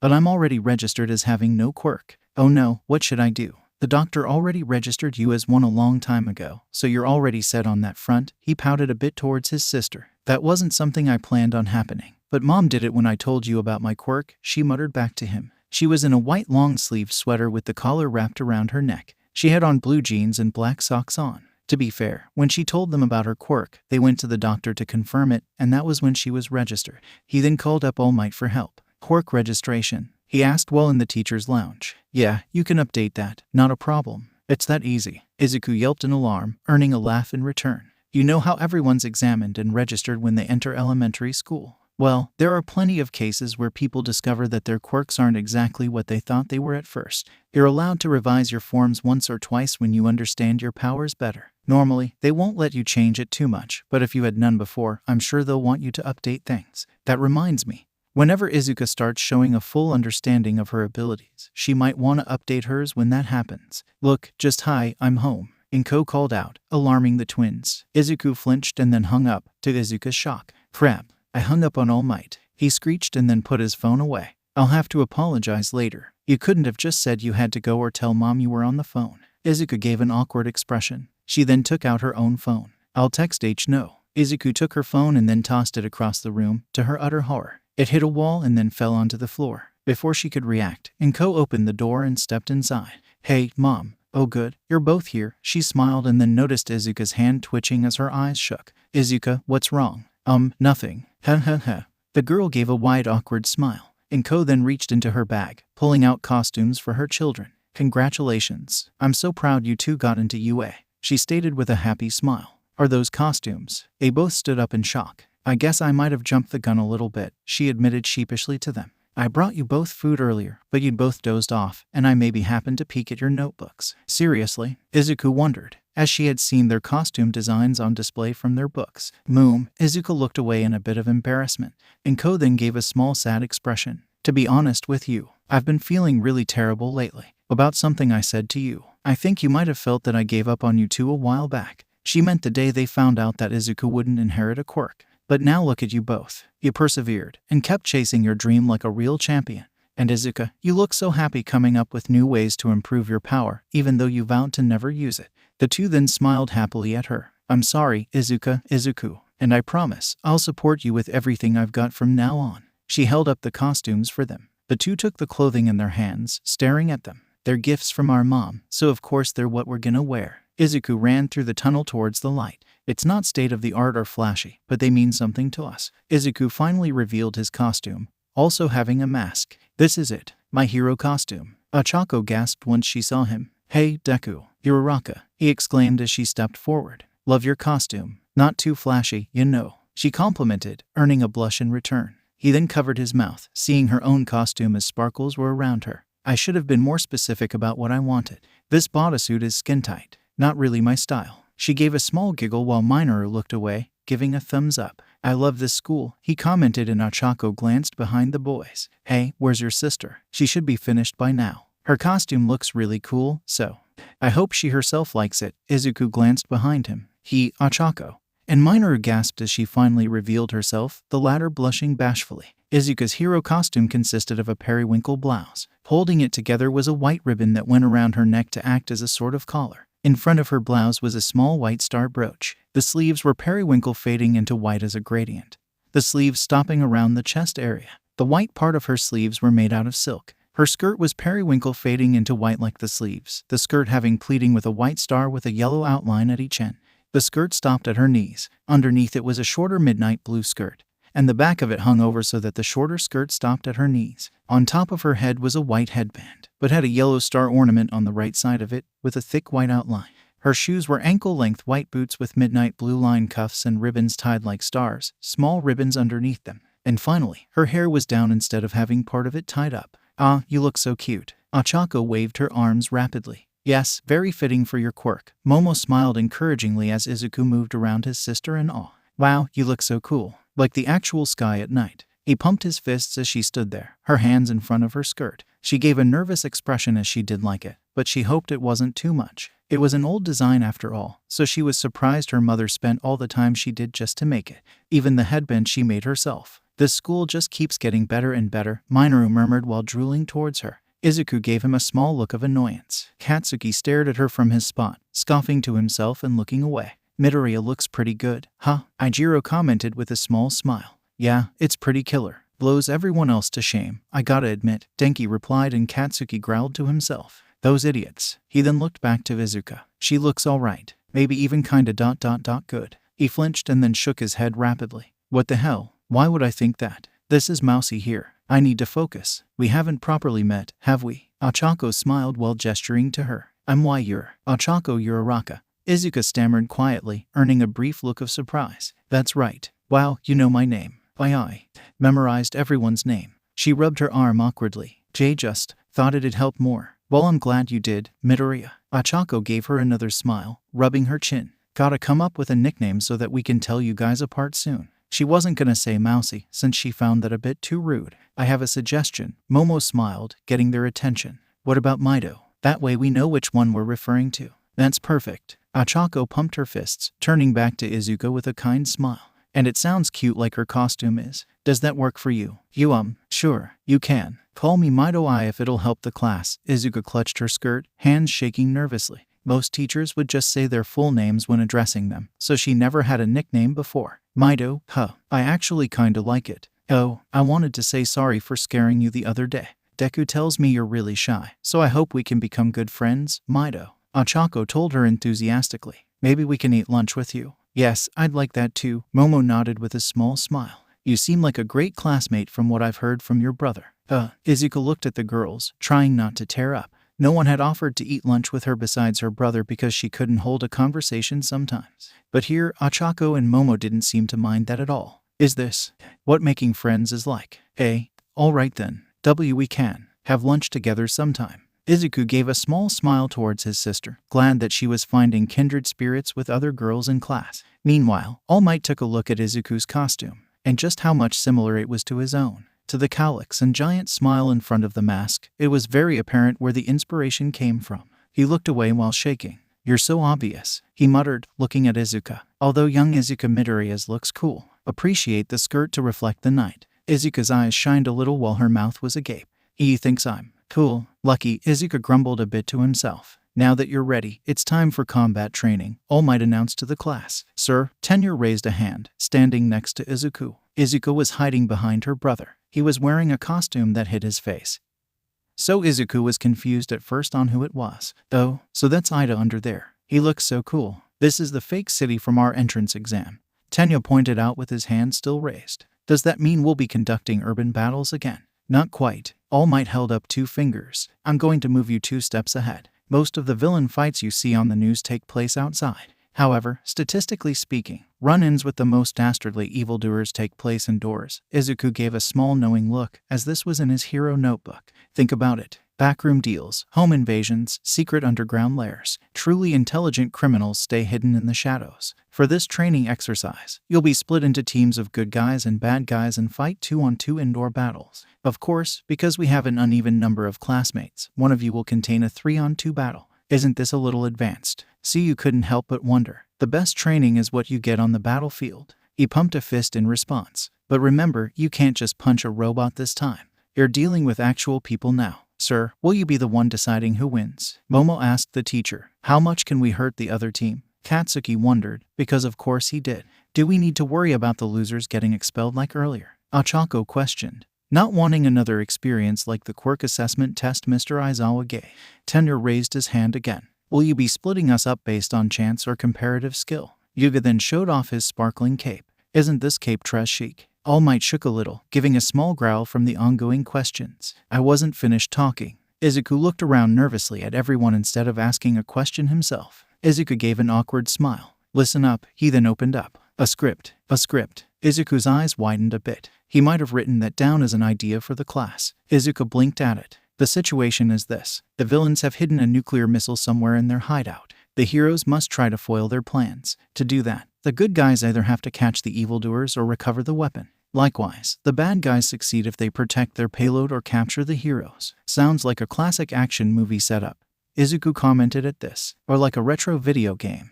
Izuku whispered to him from behind. Time's limited. All Might held up a lot box. And we'll choose teams by drawing lots. Isn't there a better way? 𝗕𝗏 couldn't help but implore. Think about it. Izuku smiled while holding up a finger. Pros often have to team up with heroes from other agencies on the spot. So maybe that's the reason we're seeing that here. Yes, I see, 𝗕𝗏 agreed after a few seconds. Life is a random series of events. Excuse my rudeness. He then bowed to All Might. No sweat. Let's draw. He pumped a fist. I'll call on Izuku in a second for her placement. Team A was Ochako and Izuku. Team B being Shoto Todoroki and Mizo Shoji. Team C was Momo and Minoru, which she was not. Excited for a little bit. 𝗕𝗏 and Katsuki were a team, which was going to make things awkward given their first interaction.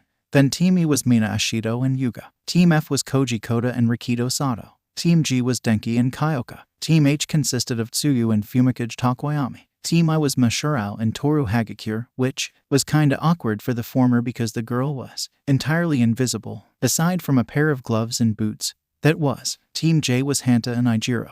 Wow, what are the chances? Ochako smiled towards the blushing Izuku. We're a team. Oh my gosh, I have to make a good impression on her. He turned away while shaking. Izuku, she flinched when her name was called by All Might. Because you're the odd one out. You get to choose which team you'll be on. Whether you end up being a hero or villain. It'll make a better experience to learn how to adapt once your role is chosen. Pick us. Minoru and Denki surrounded her, causing her to back away awkwardly. We wouldn't mind an extra person. Ijiro waved her over. Ooh, we can learn to work together as a team before becoming friends. Mina squealed a bit and she gave a nervous laugh. See, can I pick Team A, please? She turned towards All Might. She did want to talk to Ochako about something, so she thought it was best to be on their team. Not a problem. He gave her a thumbs up, and she walked over to them. I'm so glad you picked us. Now we're gonna be even stronger. Ochako pumped her fists happily. Well, it makes sense. She knows me the most out of everyone else. Izuku rubbed his neck knowingly. It'll be interesting to take note of how well they'll work together. Her quirk is strong, 𝗕𝗏 pointed out to Katsuki. She's a weakling. She doesn't even know the full extent of her power. Pathetic. He rolled his eyes while looking away. Adding a third won't change anything if she had picked anyone else. You really don't like her, it seems, 𝗕𝗏 replied a bit awkwardly, earning a huff in response. All Might then dug his hand into 2 boxes, one marked villain and the other hero. I declare that the first teams to fight will be these guys. He held up D and A, which were Katsuki and 𝗕𝗏 versus the Midoriyas and Ochako.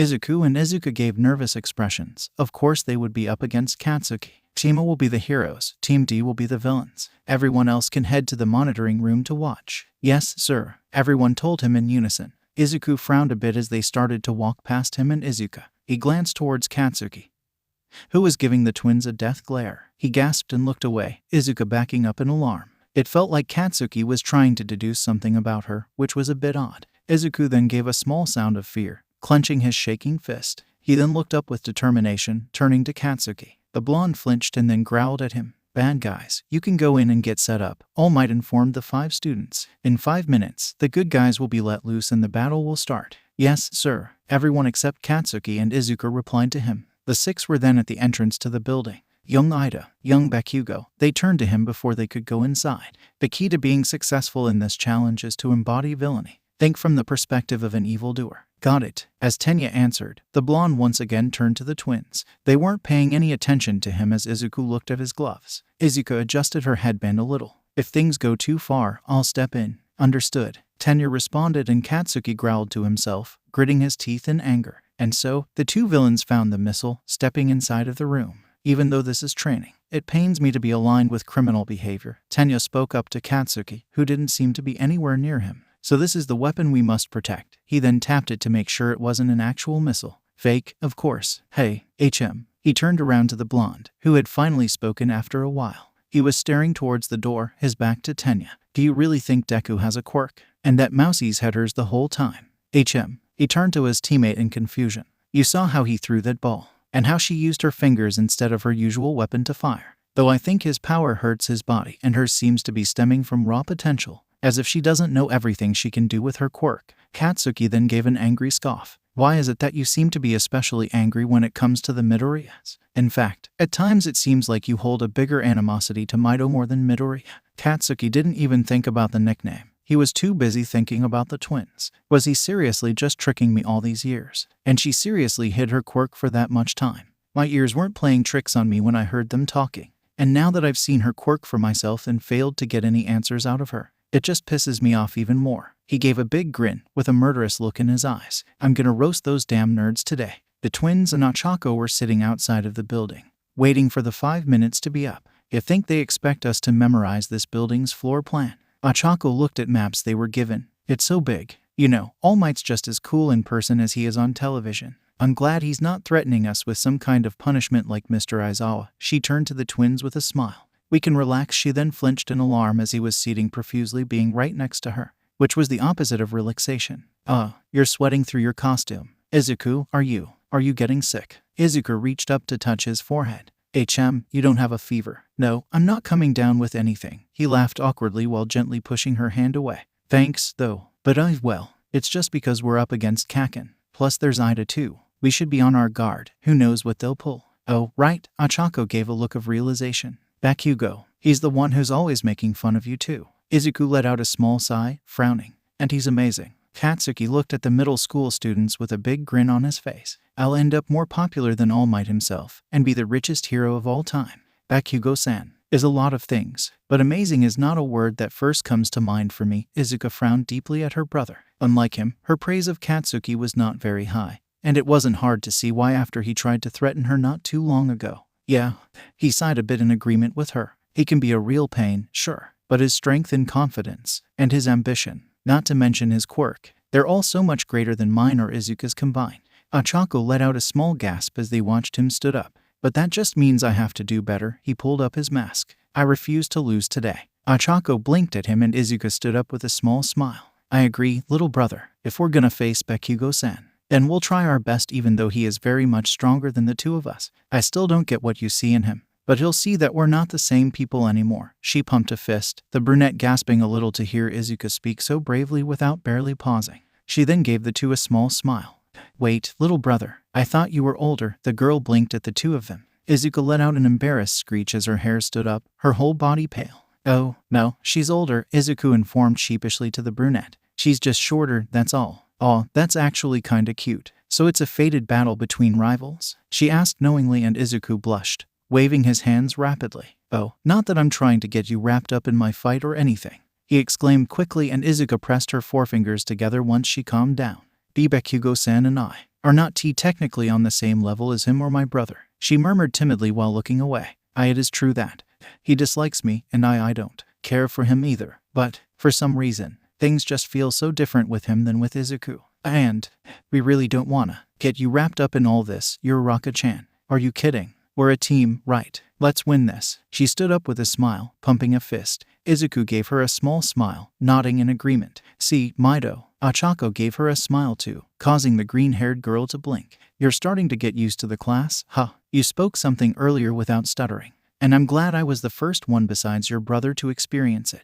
That must mean we're gonna be really good friends if you feel like you can talk to me, huh? Izuku stared at her in silence for a few seconds before giving a small genuine smile from the girl's enthusiasm. She could actually see herself becoming more and more close with 𝗂𝗏 as time went on. And then after today, she'd make her first real friend. Oh, she blinked as she realized why she picked team I wanna say. Thank you for helping us in the entrance exam ... and for saving my brother. 𝗂𝗧𝗏, she pressed her forefingers together. If ... if you hadn't helped him. No trouble at all. 𝗂𝗏 gave her a sweet smile. I'd do it again if it means that you can trust me. Izuku hummed happily towards the two girls starting to get along. Even if it wasn't for Izuku's shyness, she never had a female friend before. And if he had to pick anyone for the role, it would definitely be 𝗂𝗏. All right, All Might announced before any of them could comment further. Let's begin the indoor combat training. Team A and Team D, your time starts now. One of the buildings held a screening room, with 5 screens on display for the training. Pay attention, kids. Think about what you would do. He then looked down a bit. Young Midoriyas, in this class, you're just students. I'll grade you as I would anyone else. He adjusted the listening device in his ear. Without playing favorites, Izuku crawled inside a window first,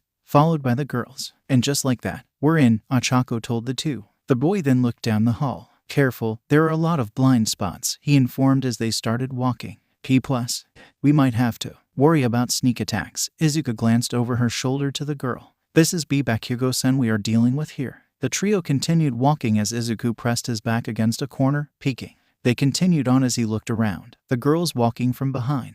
They walked in silence as Izuku thought about what to do. I still have basically no control over One for All. And while Izuku can shoot from her fingers, she can't control how far her shooting stars go. I can't risk using it. If I did, I'd probably end up killing someone. And Izuku's at best can be used as a distraction. He reminded himself of the attacks the twins did at the entrance exam. We'll just have to win with 𝗂𝗧𝗏's zero gravity, Izuku's galaxy, and whatever I can do without a quirk. I've got to use my head. I took a lot of notes on indoor battles and fighting in tight spaces. I can do this. Izuku stared at her brother's back, smiling proudly for how much confidence he was already showing leading the way. He glanced at her and she pumped her fists eagerly with an encouraging smile. He smiled and nodded at her. 𝗂𝗏 glanced between the two and hummed. Izuku then gasped as Katsuki came up in front of them. He then lunged towards them while firing off an explosion. Izuku immediately pushed his sister and 𝗂𝗏 to the ground, knocking them all out of the way. They slid to the ground a bit as he sat up. 𝗂𝗧𝗏, Izuku, you two okay? He asked urgently as he looked towards the smoke. I'm fine, thanks. She looked up and Izuku examined herself. I'm okay too. I should have known he'd do something like this. She gritted her teeth a bit.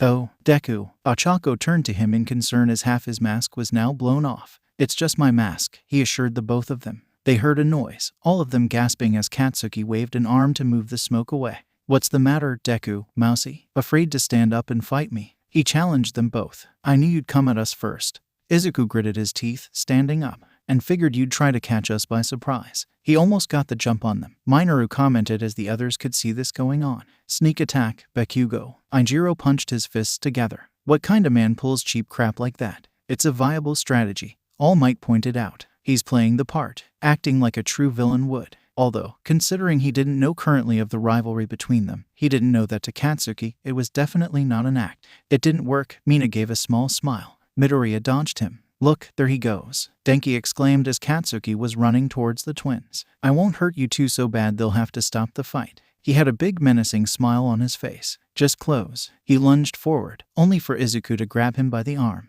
He then gave a shocked gasp, as the boy had never done anything like this while they were growing up. Whoa, little brother, Izuku recoiled back in bewilderment. Wow, look at those moves, 𝗂𝗏 exclaimed as she looked on in surprise and awe. Izuku adjusted his body around so that Katsuki was behind him. The blonde looked at him in disbelief. Impossible. How'd he know? Sparks appeared from his free hand. He's not that good. Izuku let out a yell as he then threw Katsuki to the ground with a hard slam. 𝗏𝗂𝐁 let out a groan as it actually hurt, saliva flying from his mouth. The class all flinched in shock, the green-haired boy panting heavily. 𝗏𝗂𝐁, he started off as the girls watched the blonde slowly sit up. You always use a big right hook to start a fight. I know because I've watched you for years. As 𝗏𝗂𝐁 glanced back at him, Izuku gasped in realization that he was right. She herself had known this from a long time ago because she had seen it a few times as well. I analyzed every amazing hero, even you. I wanted to learn everything I could about them. It was all in the notebook you burned and threw away. 𝗏𝗂𝐁 gritted his teeth, shaking a bit. Izuku then stood up with a brave face, clenching a fist. You can call me Deku, but I'm not the same helpless, defenseless kid anymore. And Izuku is slowly starting to change too, you know that. When was the last time she tried standing up against you? You hear me? We've changed. From now on, Deku is the name of a hero. Ochako then gasped as she realized why he declared it, and Izuku gasped too. Because she never once stood up to 𝗏𝗂𝐁 until she was accepted into UA. But you know what? I like Deku. It could make a great hero name. Plus, I think it sounds kinda cute, she told Izuku, his face lighting up from it. 𝗏𝗂𝐁 silently got back onto his feet and turned to face his victim. Deku. Izuku was standing near a boy that they had seen 𝗏𝗂𝐁 bullying. Izuku shook while hiding behind her brother. If you keep on hurting him, then I'll stop you myself. He stood confidently with his fists clenched. I'll leave. Leave us alone. Izuku stammered quietly while still shaking. And just like that same day, Izuku was shaking, now facing off against him again. Izuku was a little too, though she was standing next to Ochako. You're shaking in your boots. You're so scared. 𝗏𝗂𝐁 called out tauntingly, sparks flying from his right hand. Izuku kept his determined look, but his body couldn't stop moving. But you want to fight me anyway. That's why I hate you. Izuku stared at him with wide eyes from him admitting this. She couldn't tell if he meant both of them, or her brother right in this moment. 𝗏𝗂𝐁 was staring at the door, his back to Tenya. Hey, do you really think Deku has a quirk? And that Mousie's headers the whole time? Tenya turned to him in confusion. You saw how he threw that ball, and how she used her fingers instead of her usual weapon to fire, he informed, and 𝗏𝗂𝐁 kept his mind on the twins. Was he seriously tricking me all these years? And she seriously hid her quirk for that much time? My ears weren't playing tricks on me when I heard them talking.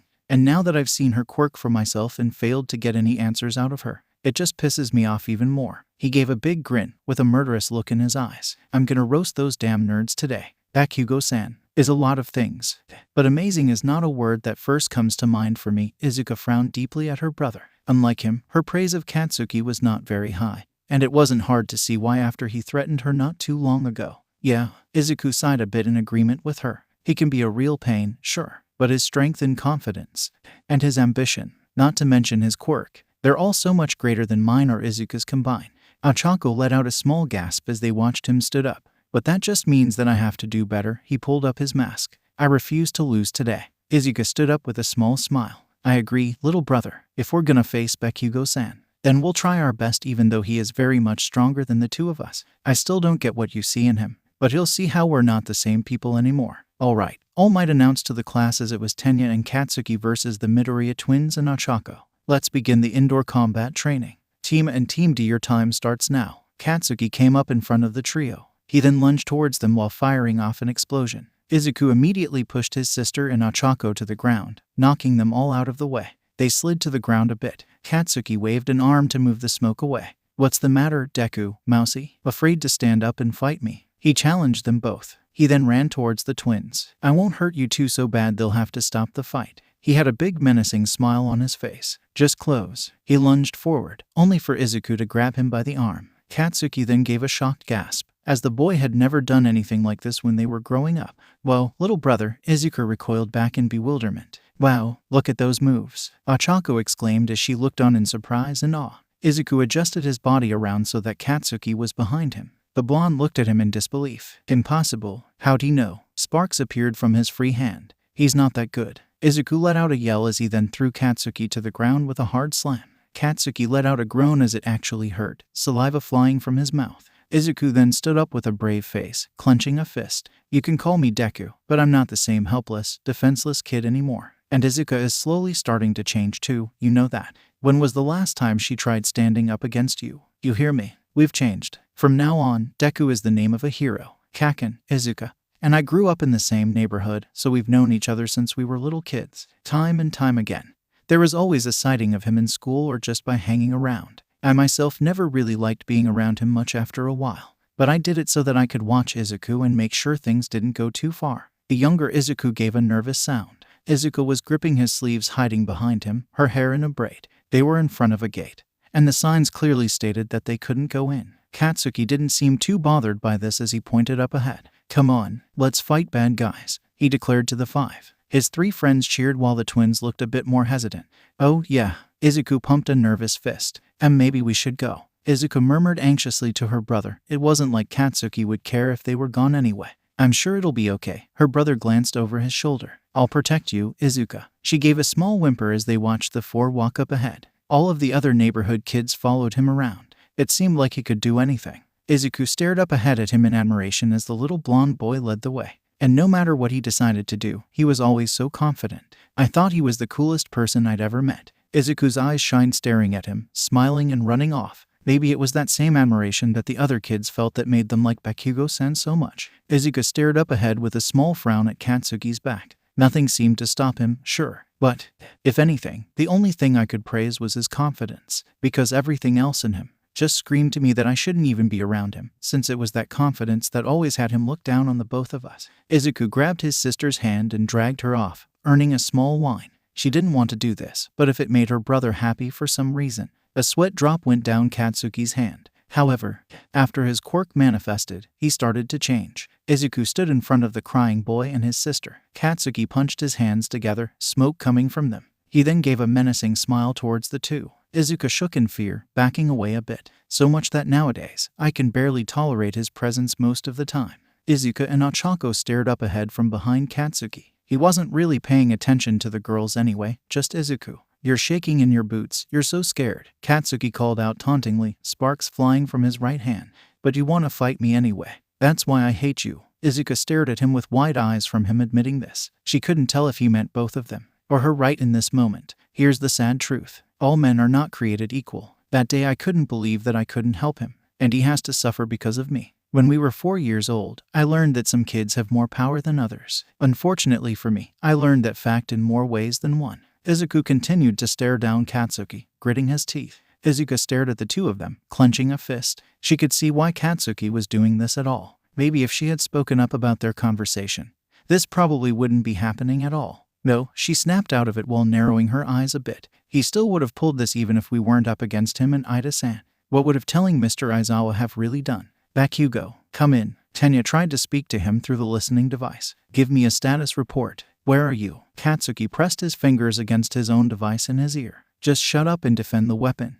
I've got more important things to worry about," he growled out, and Tenya glanced up at the missile behind him. "Are you forgetting what our mission is?" However, all he got in response was a click. "Hello?" He hung up on me. "This isn't the time for radio silence. We're supposed to be partners." "Arg." He gave a sound of frustration. Then again, he should have expected this a little bit given that he and Katsuki did not get along well. And he could tell that besides Mr. Aizawa's opinion of the twins, the relationship between Katsuki and the twins was definitely the most tumultuous one in Class 1A. "Hey, who's Bakugo talking to?" Aizawa couldn't help but wonder, meaning the listening device. "I'm not hearing anything. Can we get any sound with this video?" He's got a radio in his ear so he can talk to his partner. All Might gestured to a radio of his own in his ear. "I gave it to him before the match started, along with a map of the building. Also, this," he held up a small piece of tape. "A roll of capture tape. Wrapping this around your opponent means you've apprehended them, and they're out for the rest of the game. So, there's a 15-minute time limit," Mina pointed out as not even 2 minutes had gone by.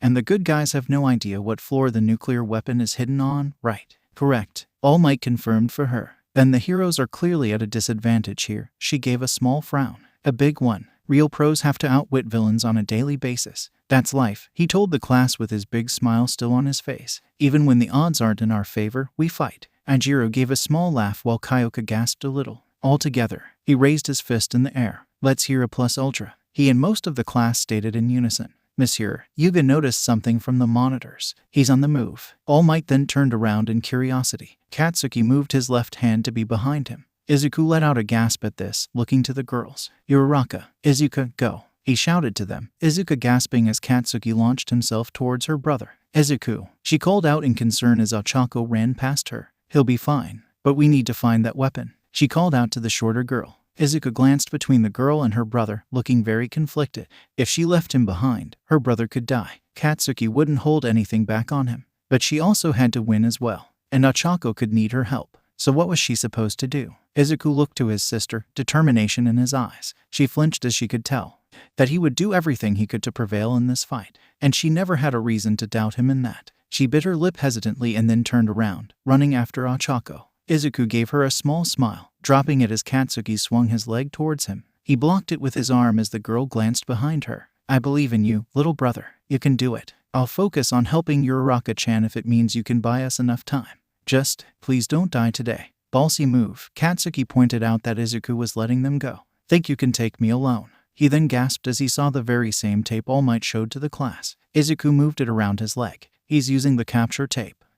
Hero Notebook number 10, page 18. Luckily, I got to see Eraserhead's moves in action. What'll Kaken do now? He glanced over his shoulder. The notebook Katsuki burned up was number 13, so Izuku had tons of notebooks filled with info on heroes. Knowing him, he'll be impatient and try another big punch. Just as he predicted, Katsuki swung an arm forward, Izuku leaping out of the way. Katsuki hit the wall with an explosion instead. Katsuki glanced back while gritting his teeth. I was right. The class could only stare, impressed. The little guy's really good. Rikido exclaimed with wide eyes. Maybe he gets it from his sister. He's holding his own and he hasn't even used his quirk yet. Hanta added as All Might was watching closely. Not surprising. Izuku and Izuka threw their backpacks at the sludge villain. They've always been pretty good at taking action in crisis situations. Izuka then fired her shooting star arrow. Plus, he spent years taking notes on different heroes. All Might picked up the slightly burnt notebook while carrying Izuku over his shoulder. Izuku was getting over the shock of him standing in front of her. Notes that he probably spent hours talking to his sister about.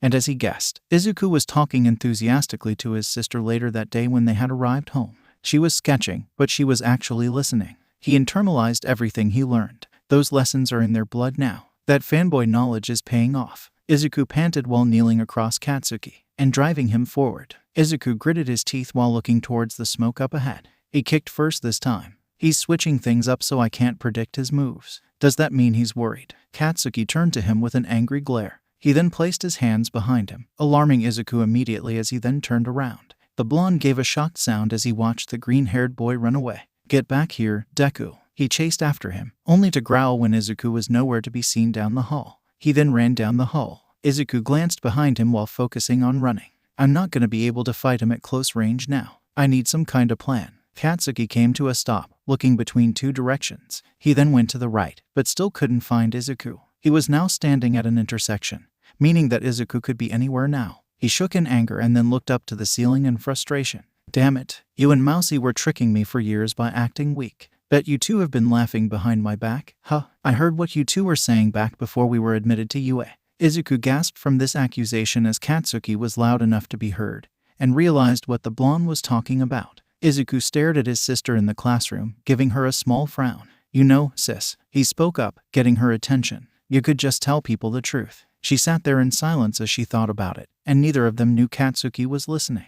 And why should I do that? She questioned without looking back at him, a shadow over her eyes. You already know I wouldn't do that to you, Izuku. So just stop trying, okay? Katsuki then let out another growl. So where's that flashy power of yours now? Izuku let out a growl himself for the wild assumption. Even if Katsuki knew the truth about One for All, he would have never done that to someone that he looked up to as a kid. Let's see how it compares to mine. Sparks emerged from his hands. Quirk or no, you'll never beat me, Deku. That guy has some real anger issues. Denki pointed out. The twins and Ochako were still running. Tenya didn't seem to be anywhere now on the floor holding the missile. Kinda scary. All Might eyed Bakugo specifically. He just had a feeling about the boy. The Midoriyas told me that young Bakugo thinks very highly of himself. And judging by Izuka's tone, she seems to hold him in contempt just as high. But this level of pride is something else. It may end up being his demise. Katsuki kicked a door open, gritting his teeth. The room was dark and wasn't holding anyone inside. Izuku panted while hiding behind a corner, having sat down to take a breather. He glanced behind him just in case Katsuki managed to find him,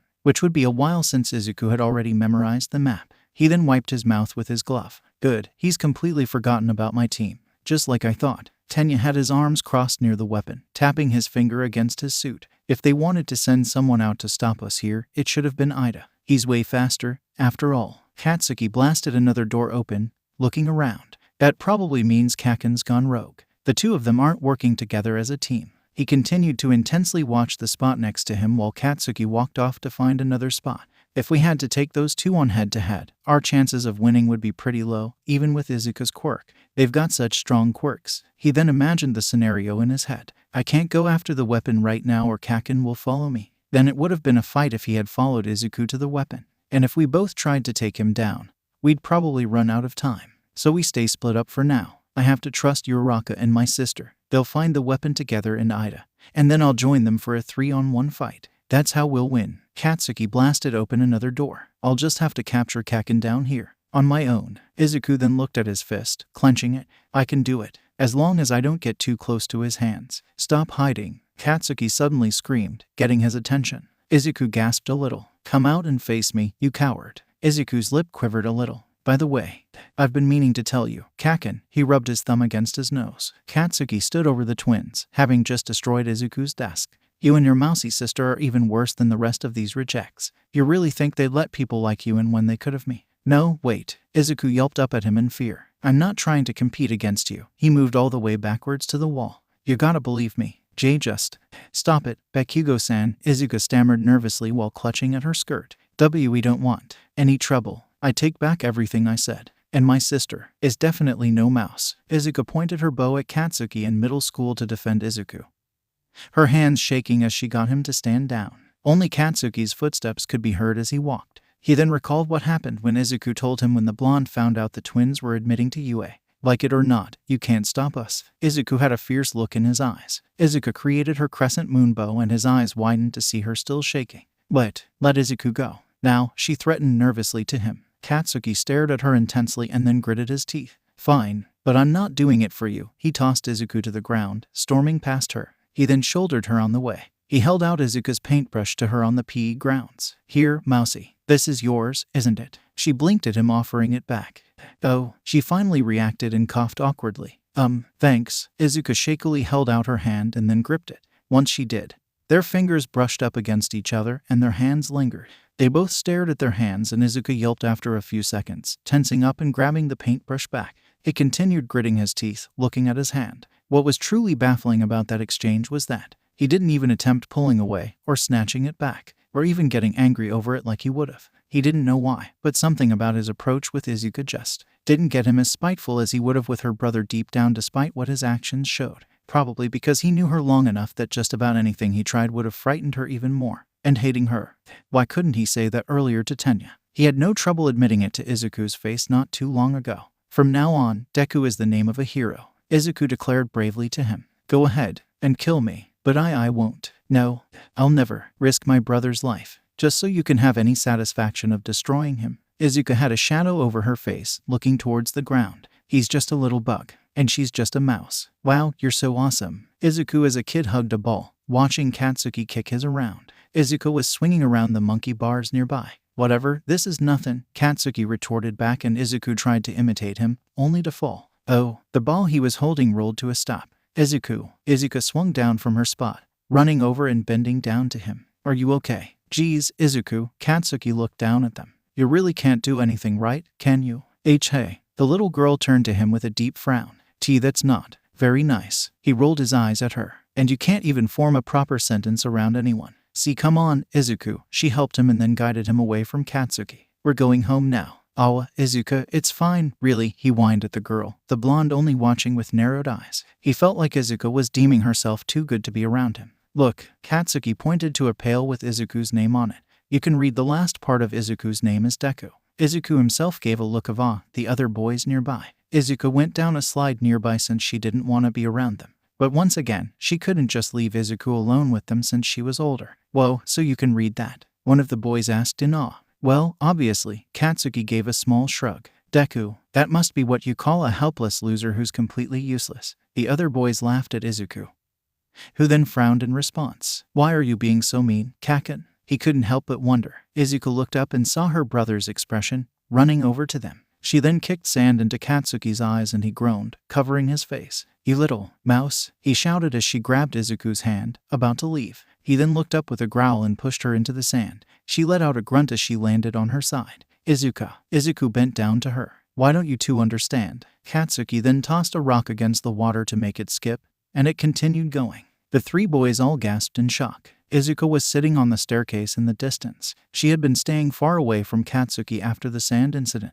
He himself didn't seem to care of her presence. "Whoa, dude, that has to be a new record," one of his friends exclaimed. "I bet it is," Katsuki smirked, hands on his hips. "Wow, cool." Katsuki then turned to Izuku with a small smirk. "Where's yours?"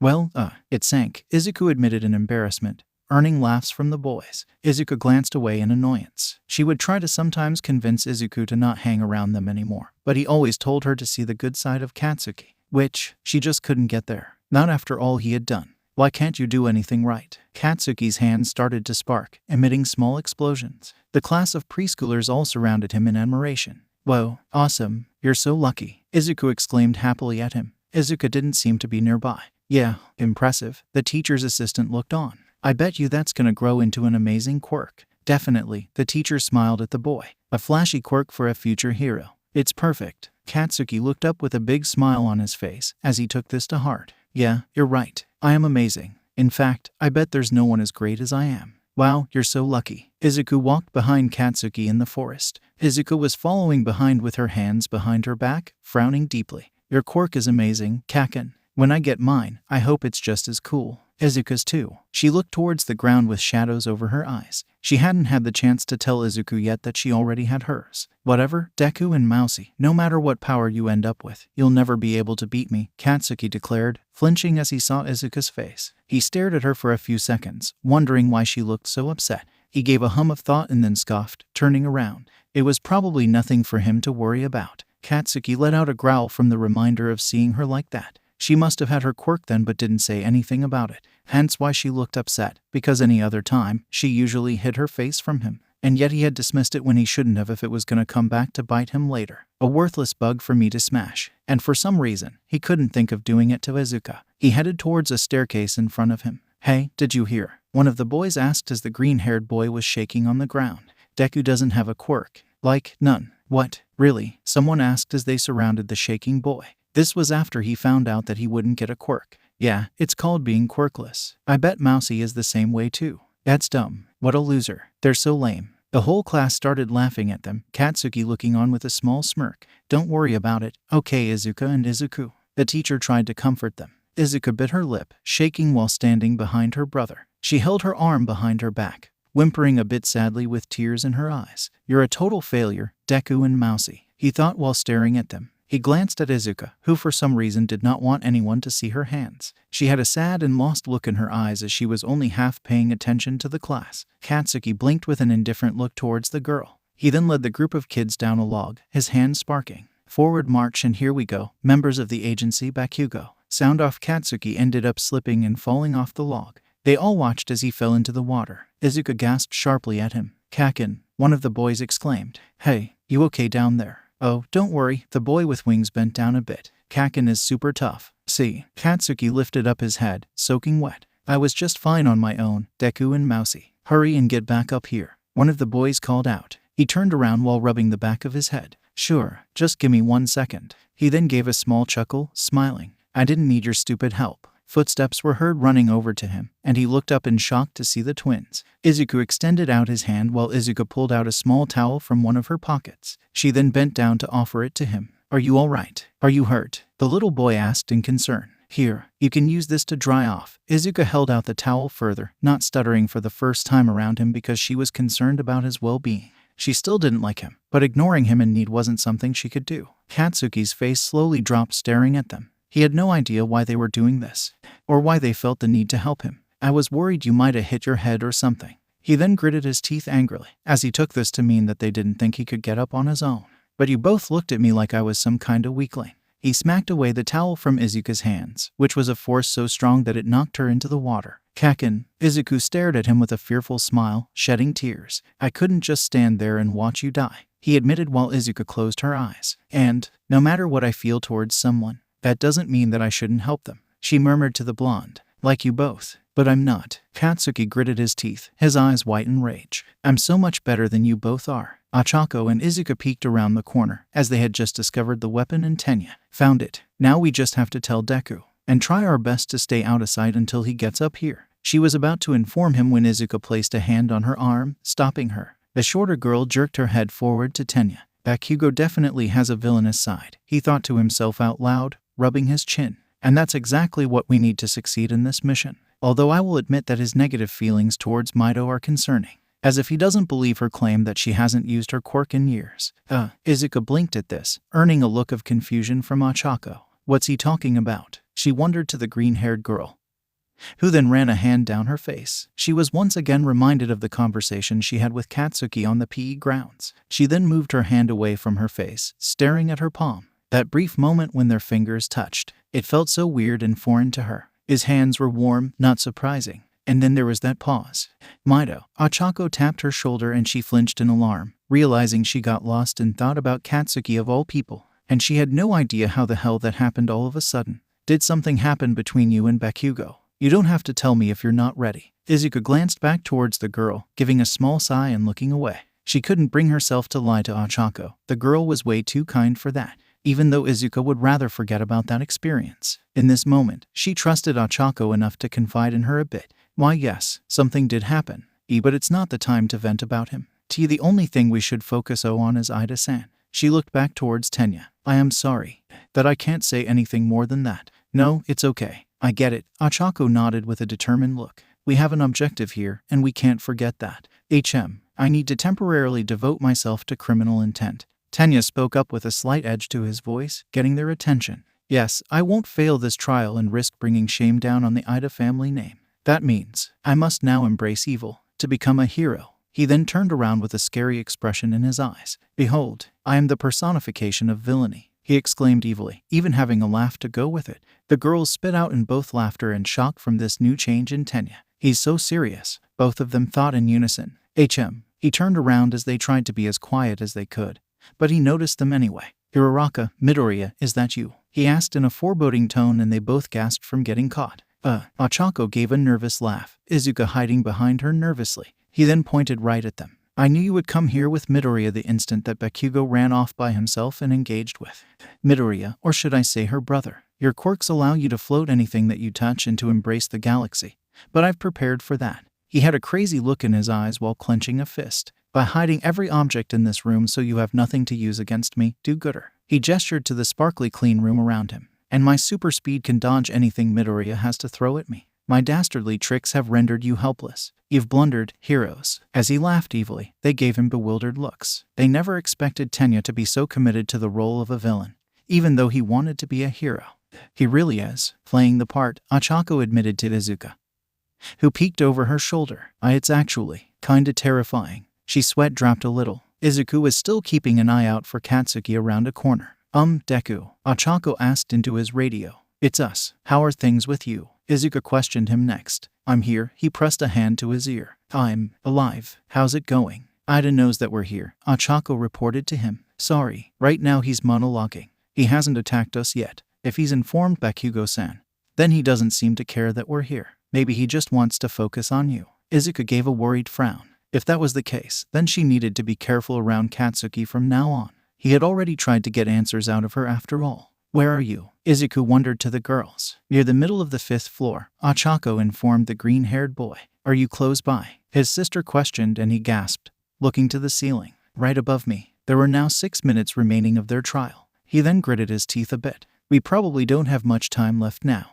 We have to finish this fast or they win. He then clenched a fist. I won't give up yet. He then stood up, holding the tape. I can capture Kaken. I won't lose. Katsuki's gauntlet glowed red, the noise alarming Izuku. He gasped as the blonde was standing behind him a few feet away. Katsuki then held up his right arm, never keeping his intense look off of Izuku. I'm all loaded up. Izuku flinched in alarm. What does that mean? He gave a small frown, since he didn't know what the gauntlets were for or why. Why aren't you using your fancy quirk? Katsuki demanded, and Izuku gritted his teeth in response. Don't tell me you're underestimating me. Deku, he gave Izuku a big grin. Get over here and show me what you're really made of. Izuku was shaking again, but gripped the tape tightly. Katsuki wasn't going to back down anytime soon, and he needed to buy time so that Izuku and Ochako could capture the weapon. I have no choice. I have to face him. Right now. He glared at his childhood companion, his face braver than his body. Kaken, I'm not scared of you anymore. He finally stopped shaking as he took a stance. And my sister told me what you did to her. You didn't need to interrogate her just to get to me. He growled a bit, earning a snarl from Katsuki. The blonde then turned it into a smirk. Since you're such a stalker, by now you probably know how my quirk, explosion, works. Katsuki pointed a gauntlet towards Izuku, who gasped in response. I secrete nitroglycerin like sweat from my hands and make it blow up. Imagine what I could do if I had a lot of it. He then opened up the gauntlet, pointing it right at Izuku. That's right, these gauntlets aren't just for show. They've been storing up my sweat inside for one monster blast. He hooked a finger around the pin. All Might, though smiling, was worried for Izuku after noticing it on the screen. No, he's going too far. He then held up the mic. Young Bakugo, don't do it. You'll kill him. The gauntlet was powering up, though. Katsuki had a wide malicious grin on his face. He'll be fine as long as he dodges. He then pulled off the pin, firing off a massive explosion towards Izuku. It shook up the floor as Izuku cried out, and the wall broke open. A giant cloud of smoke and fire came from it, and it caused the whole building to shake. Tenya, Ochako, and Izuku all yelped while embracing the shockwave. The students all gasped as Ijiro looked around in a panic. Whoa, this is nuts. Come in. All Might called out for anyone to answer. Come in, Midoriyas, either one of you. The whole floor had been impacted, a giant hole in the wall. Izuku grunted as he was on the ground, one of his sleeves torn up as his mask was destroyed now. He panted heavily while sitting up in bewilderment. Is that even allowed? He wondered and then flinched as he could see a shadow in the smoke. Katsuki let out a laugh. These are awesome, he said breathlessly, as he hadn't actually tested it out until now. The more nitro sweat that's stored in these gauntlets, the stronger the explosion is. His gauntlet glowed again. Izuku looked absolutely terrified by this new information, as he didn't think anything of the gauntlets until now. So what was he gonna do to capture Katsuki if he could do this? Go ahead, use your stupid quirk on me, Deku. He then came to a stop, his look screaming for a challenge this time around. Even if you give me everything you've got, you'll never beat me, he stated with a crazy look in his eyes. Bakugo, Tanya broke character to speak to his teammate. Answer me, what is going on down there? Did you cause that blast? Izuku gasped sharply as she realized something. She just had a feeling that something was going on with her brother and Katsuki. Izuku, he might be in trouble. Let's make this quick. She turned to Ochako, who nodded in understanding. Now's our chance, she whispered, and they both ran off at the same time. If we can claim the weapon, that means we win. Tenya turned around to the girls and then gasped. He ran towards the duo. Not so fast, heroes, he exclaimed as Ochako joined her hands together to make herself float. Izuku placed her hands to her sides and activated her shooting stars, allowing her to jump a high distance above Tenya. One of us just has to touch the weapon. In one move, this'll all be over. And then once we win, I can go help Izuku. I won't leave Uriaraka-chan's side to let her deal with Ida-san on her own. That's what friends do, right? She gasped as she realized that last thought and then gave a small happy smile to herself. My first real friend. This must have been what it meant. Since when could Uriaraka make herself float? Same thing with Midoriya and her shooting stars. Tenya looked back in disbelief. He had seen both of them use their powers only on other objects. Or in Izuku's case, she fired towards the ground to make herself soar in the quirk assessment test. Ochako gave a big smile as she pressed her fingers together. Release. Tenya activated the engines in his legs, going towards them. This special move is hard, but it's worth it. Why my fingers are burning, but it's for my brother. Izuku narrowed her eyes in determination. Both of them yelped as Tenya grabbed the weapon with his own hands and then moved it away from them. Ochako screamed while waving her arms rapidly. Izuku gasped and wrapped an arm around her waist. She then pointed her hand towards the ground, firing another shooting star at the tiles to give them a bit more momentum. The two then landed on the ground, thankfully not as rough as they could have landed. Ochako's mask fell off, as well as Izuku's headband. Admirable attempt, but your quirks are no threat if you can't touch anything, or even have time to land a hit on me. Tenya mocked them. Izuku's face planted into the floor. She looked up with a small growl, clenching a fist. She had to speed this up so she could stop Katsuki.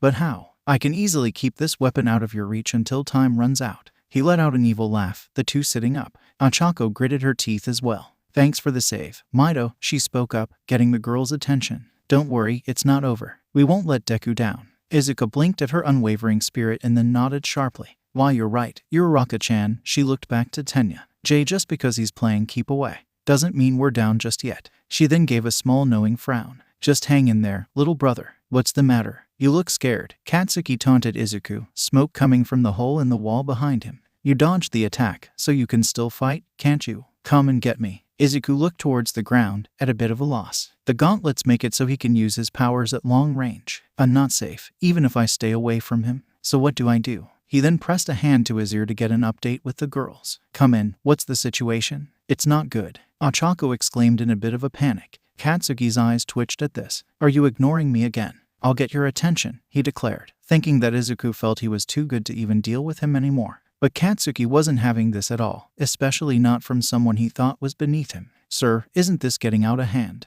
Ijiro asked in concern. "That Bakugo is acting real crazy. He's gonna kill him." "Not so," All Might answered back to the boy. "I won't hurt you so bad they'll have to stop the fight, just close," Katsuki yelled while throwing back his right arm. He then started to pull back the pin from his gauntlet. "Oh, he'll be fine as long as he dodges." Despite his fierce posturing, he's not actually trying to kill either of the Midoriyas. But still, All Might felt like he had to do something to prevent another incident like that. If Izuku had been greatly impacted by the blast, then he would have stopped everything right then and there. "Bakugo, use that stored up power again and I'll stop this fight. Your team will lose." "Huh?" Bakugo looked up in disbelief. To employ such a strong attack indoors is inviting the destruction of the stronghold you should be protecting.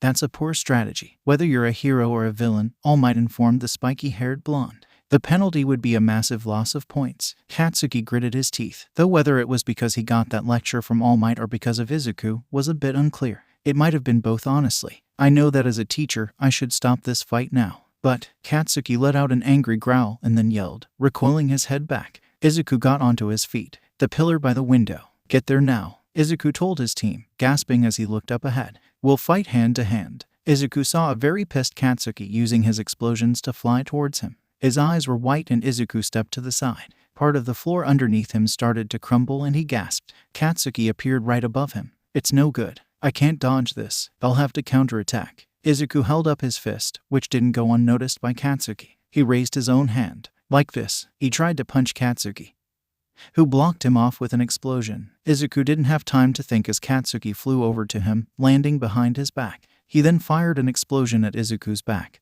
and he let out a shout of pain. The students all gasped in horror watching this. "What was that move?" Ijiro wondered while Shoto narrowed his eyes a bit. "He doesn't come off as a guy with a strategy," he pointed out about Katsuki, "but he's actually quite intelligent." Katsuki usually always acted first, but never without a purpose it seemed. Mina and Ijiro glanced back at him in confusion. "What are you talking about?" Ijiro questioned, not understanding what that meant. He changed his trajectory while in midair using a blast that doubled as a smokescreen. Shoto replayed the moment in his head. "Very clever. A feint attack like that requires an extreme amount of precision." Momo seemed to agree with him. He had to calculate the physics and demonstrate control over his quirk. "Ugh." Denki glanced away with a small groan. "Bakugo is uber talented. I hate it." Izuku let out a grunt, smoke coming from his back. He felt like he could barely move. "Here it comes, nerd," he gasped while looking behind him. "The famous right hook you were whining about," he yelled as he swung his arm forward, smacking it hard against Izuku's arm.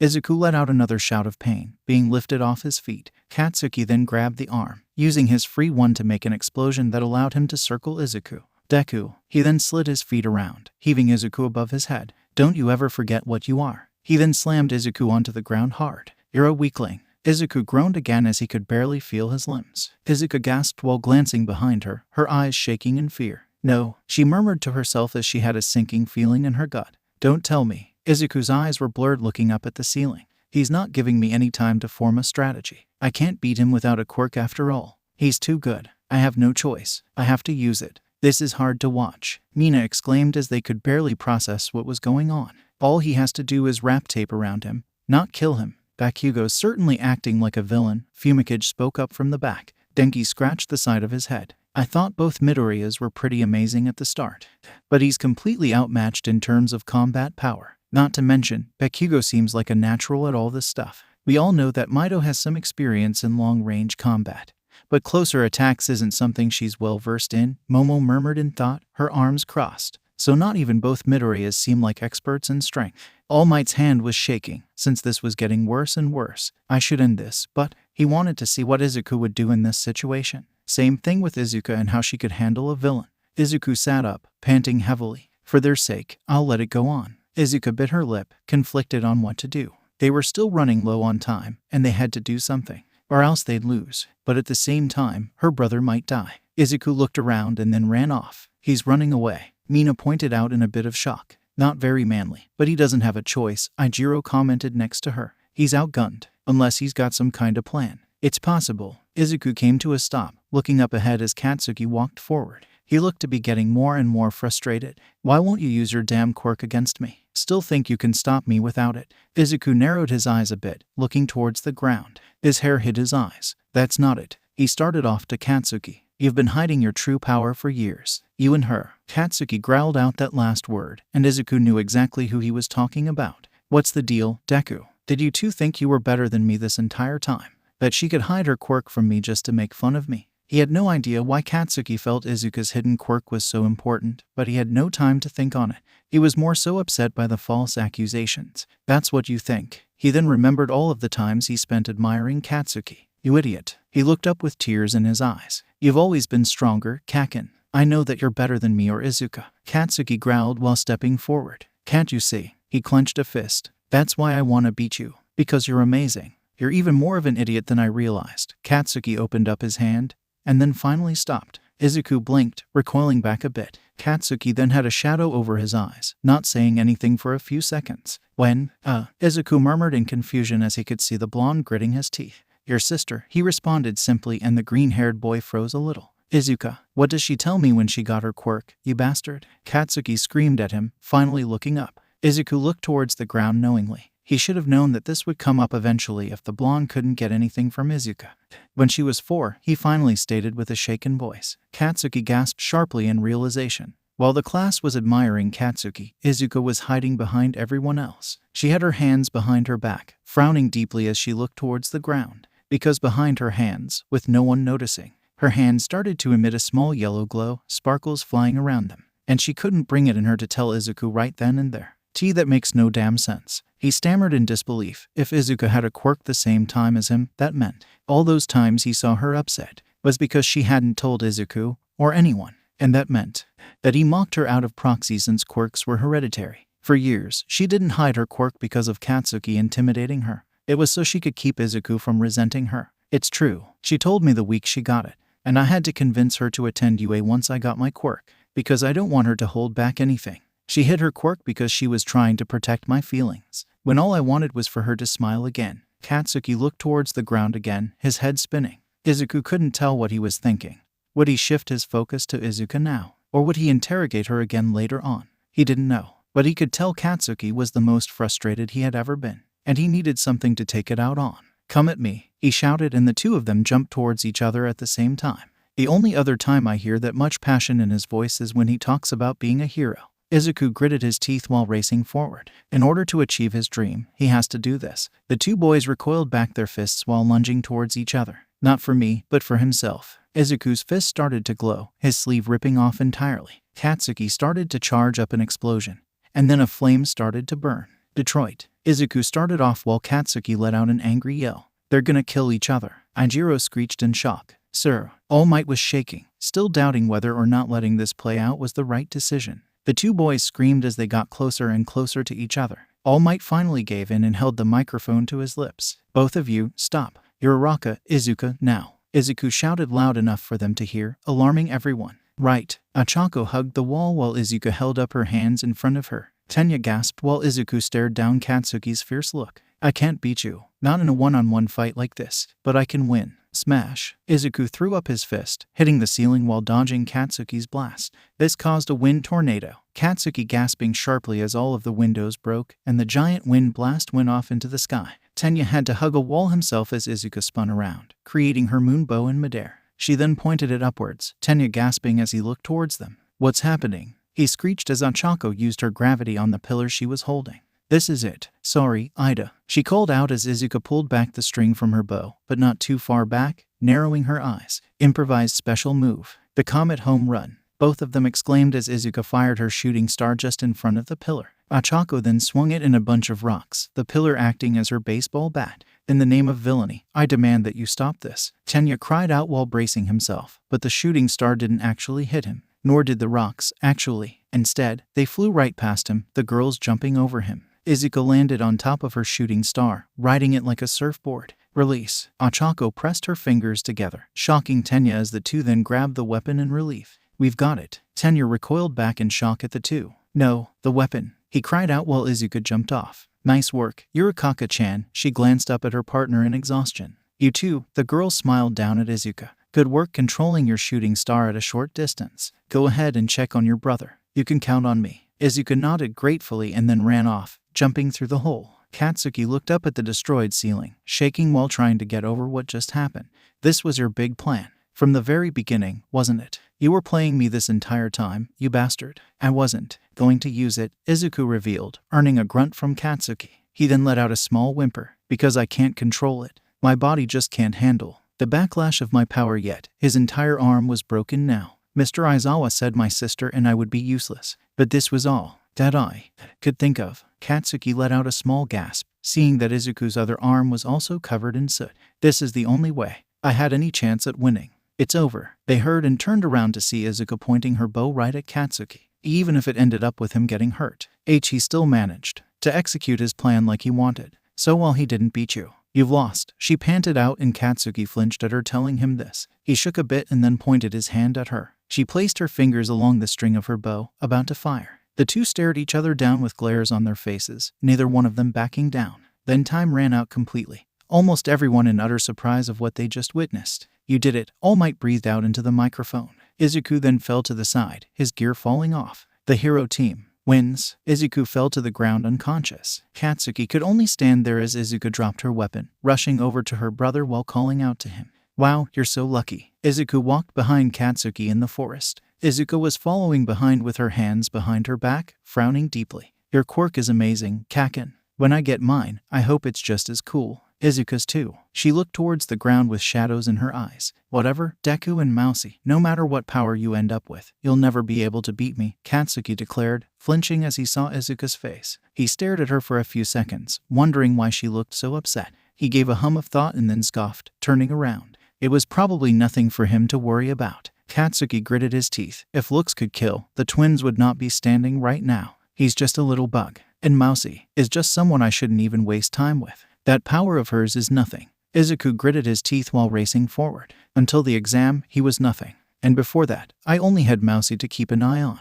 Katsuki ran towards Izuku. "Little bugs I could crush if I wanted to." The two boys recoiled back their fists while lunging towards each other. Izuku's fist started to glow, his sleeve ripping off entirely. "So where's that flashy power of yours now?" Katsuki started to charge up an explosion, and then a flame started to burn. "Damn it. You and 𝗵𝗲 were tricking me for years by acting weak. Bet you two have been laughing behind my back." "Huh, I heard what you two were saying back before we were admitted to UA." The two boys yelled while getting closer. "Let's see how your power compares to mine. Quirk or no, you'll never beat me, Deku." Izuku threw up his fist, hitting the ceiling while dodging Katsuki's blast. This caused a wind tornado, Katsuki gasping sharply as all of the windows broke, and the giant wind blast went off into the sky. Izuku spun around, creating her moon bow in midair. She then pointed it upwards. "What's happening?" Tenya screeched as Ochako used her gravity on the pillar she was holding. Izuku pulled back the string from her bow, but not too far back, narrowing her eyes. Improvised special move.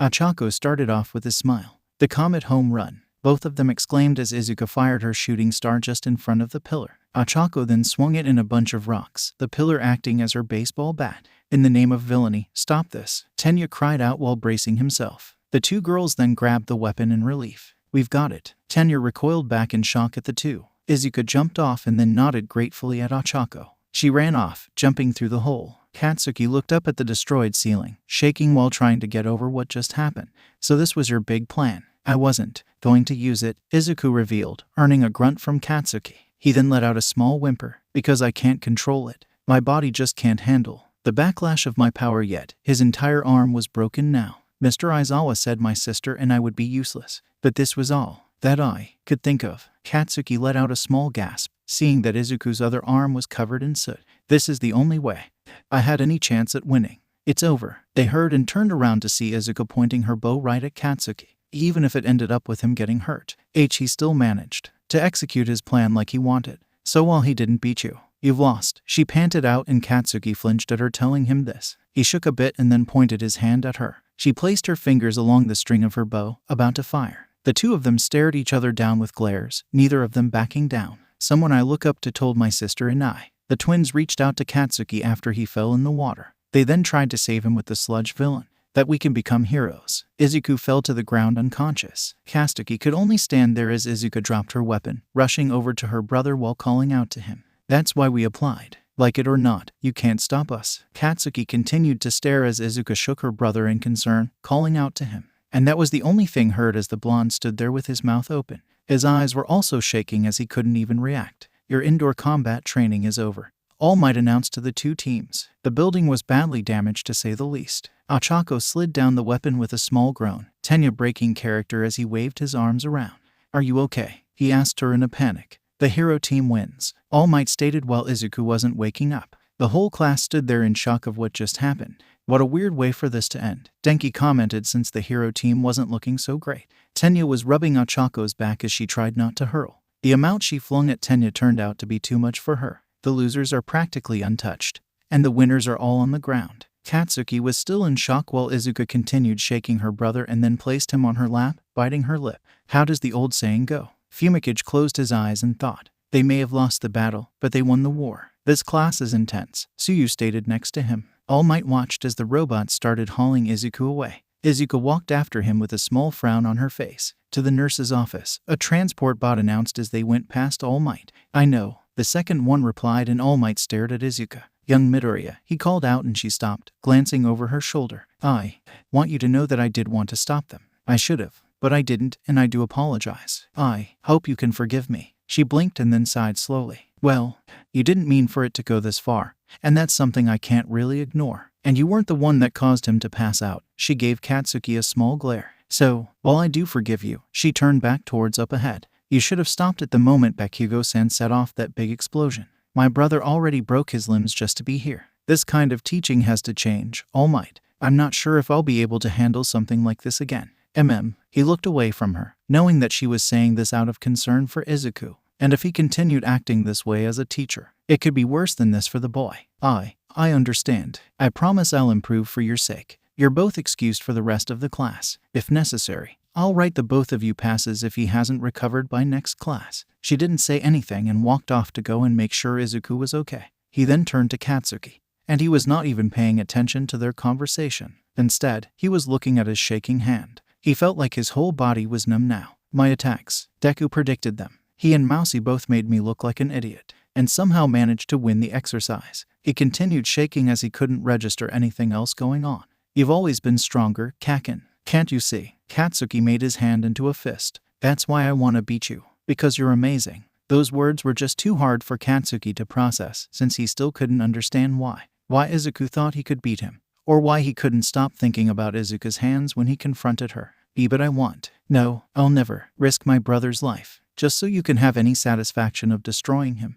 Katsuki felt like he was having a panic attack as it felt like their words were replaying for him. A scary thought came to him about the twins. Because of Izuku's sudden new quirk and Izuku starting to get more assertive with him, it could mean a big change in the power dynamics. Does this mean that if we really fought, if we didn't hold back at all, Deku and 𝗵𝐺 would beat me with their quirks, and that she's not really a mouse anymore like she's always been? Why do I even keep thinking about someone like her? All Might placed a hand on his shoulder, and that was enough to snap him out of it. Young Bakugo, cool your jets, he told the boy, earning nothing in response. Let's go review your work. Whether you win or lose, you can always take something away from an experience like this, as long as you're open to learning. The two then returned to the rest of the class to go over the results, which was of course that Team A won, and Team D lost. Well, despite the results, the MVP of this exercise is young Ida. Tenya flinched in shock while everyone gasped. Izuku and Izuku were still headed to the nurse's office, so they'd be out for a while. Katsuki was looking towards the ground while Ochako was still looking a little sick to her stomach thanks to overusing her quirk.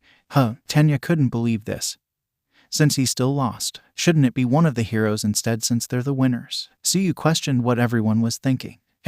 He gave a small smirk. Valid question. Why didn't I choose one of those three? Who has a guess? He held up a hand. Sir, Momo raised her hand. I can tell you why. Ida embraced this challenge. He was the only one who truly adapted to his assigned role. All Might stared at her for a few seconds, his smile dropping just a bit. I'll explain. Bakugo's judgment was clouded by a personal grudge against both Midoriyas. While Mido wasn't as prominent as Midoriya's, it is still present. As you pointed out earlier, launching a large-scale attack indoors was a foolish move. It could have been disastrous. Similarly, Midoriya's plan was also poorly thought out. Considering the amount of damage that he received, he rendered himself helpless. Not smart. Ochako gave a small frown of concern towards the ground for Izuku. As for Uraraka, she let her guard down mid-battle, and her final attack was far too reckless given the hypothetical stakes. If she'd treated the fake weapon as though it were real, she never would have risked using such an imprecise move. With Mido, it's similar to 𝗬𝗧𝗏. While her attack was suited for the situation, her blast could have affected the weapon if not careful. She also let her guard down, and given her lack of control of her quirk, might have harmed Bakugo if time hadn't ran out. Not as disastrous as Bakugo's could have been, but still a risky move. She turned to 𝗕𝗏, who was shaking as he was baffled from her accurate assessment.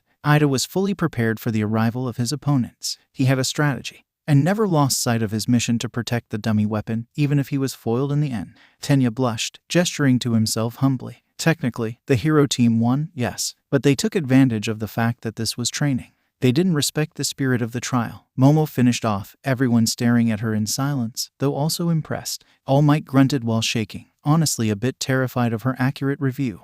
This girl really has a good eye on her. Yes, he answered hesitantly, holding up a finger. Well, you overlooked a few things. Young Iida could have relaxed a little bit in the exercise, given that he frightened young Midoriya, or should I say, Izuku Midoriya, not her brother. But, otherwise, you nailed it. He chuckled a bit while giving Momo a thumbs up. One should always start with the basics and devote themselves wholeheartedly to learning, Momo stated, hands on her hips. That's the only real way to become a top hero. Oh, and we've started to establish a nickname for the Midoriyas so that we don't get them mixed up. Mido refers to Izuku Midoriya, and Midoriya refers to her brother. Perhaps the teachers should implement this as well to avoid any more confusion. Momo Ieyasu, one of the 4 students admitted to the hero course based on recommendations. The girl smiled proudly as everyone stared at her with wide eyes. Mido for Izuku Midoriya, huh? Mina blinked while tapping her chin. I like it. It's cute. Yeah, and it'll help us a ton to tell them apart. Ijiro nodded in agreement. Very well. Thank you, I'll keep that in mind. All Might held up a finger. Now then, time to blow this joint. Let's move on to the next match. Think about everything we saw and discussed as you tackle this training for yourself. Yes, sir. All the students answered in unison. No one seemed to be paying attention to Katsuki as he had a frozen and lost look on his face. This loss would be very hard for him to process, it seemed, as well just how much the twins had changed already. And it hadn't even been a week of school. Because of the damage to the first building, they had to change locations. It would now be in Battle Building B Match 2. Team B will be our heroes. Team B was Mizo and Shoto. And Team I will be the villains. Mashiro stretched his arms as Toru came up to him. Hey, Ajiro, she spoke up and he looked to her in confusion. The girl then started taking off her gloves. Let's get serious. I'm gonna take off all my clothes and totally disappear. Yeah, cool, he nodded nervously at this declaration of hers. He then turned away, scratching his cheek. Hagakure's using her quirk to our advantage. But it's kinda weird to know there's a naked girl standing by me. What exactly am I supposed to do here? Toru noticed his look, now feeling a little embarrassed. Just don't look, okay. She called out with a tiny blush, even though no one could actually see it. What's the difference? Mashiro couldn't help but wonder, since he could still see her only articles of clothing, the gloves and boots. Look alive, kids. All Might announced to the groups. Show us you're the embodiment of good or evil. Let's go. The buzzer blared and the countdown started. Mizo held up his arms to scope out the area. Ears formed as well as eyes. Mizo Shoji, quirk, dupli arms. He can replicate different body parts on the tips of his tentacles. Now that's super strange. Shoto stepped inside from behind as he didn't seem to mind.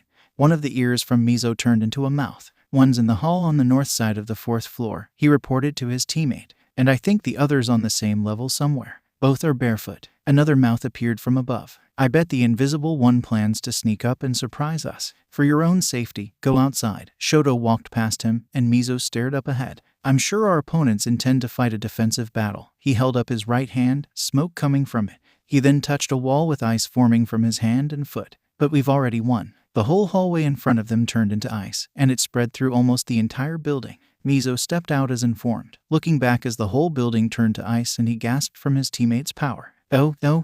Toru's footprints could be seen. My feet are stuck. She cried out while Mashiro couldn't move at all. His feet were frozen to the ground as well. This quirk is insane. He gritted his teeth a bit, hearing footsteps. He looked up to see Shoto stepping out from the right, his red eye glowing. Mashiro prepared himself for a fight, taking a stance. Pry yourself up if you want, but it might be hard to fight me with no skin on the bottom of your feet. He let out a breath of air while stepping forward. He had a small smile on his face, walking past them as Mashiro couldn't do anything to stop him. Because unfortunately, Shoto had a point. And he didn't affect just Battle Building B either. Everyone watching was shivering as well. He incapacitated them without compromising the weapon or his teammate. All Might stammered through the cold. Take close note of his technique, students. Whoa, he's so strong. Ijiro commented while Katsuki was one out of two people not freezing. The other one was 𝗵𝗃𝗫. Katsuki instead was still in shock from earlier. Shoto pressed a hand to the weapon. The hero team wins. All Might shouted and 𝗵𝗲𝗷 closed his eyes, feeling defeated. Neither him or Toru could do anything to prevent a quirk such as this one. Shoto then let out some steam, starting to melt all of the ice. 𝗵𝗲𝗷 looked around in surprise from this ability. All of the frost started to melt away from the walls. Heat too. The entire building was defrosted in seconds, sweat coming from Toru. She whimpered as it fell to the ground. Oh, oh, oh, she cried out as her barefoot feet were burning. It's not your fault. Shoto spoke up after a few seconds, sensing that one of them might be doubting themselves. He then glanced over his shoulder to 𝗵𝗲𝗷. We're just playing on different levels. Shoto Todoroki, another of the four, admitted to the hero course based on recommendations. Quirk, half cold, half hot. Mizo stared at his teammate walking out of the building.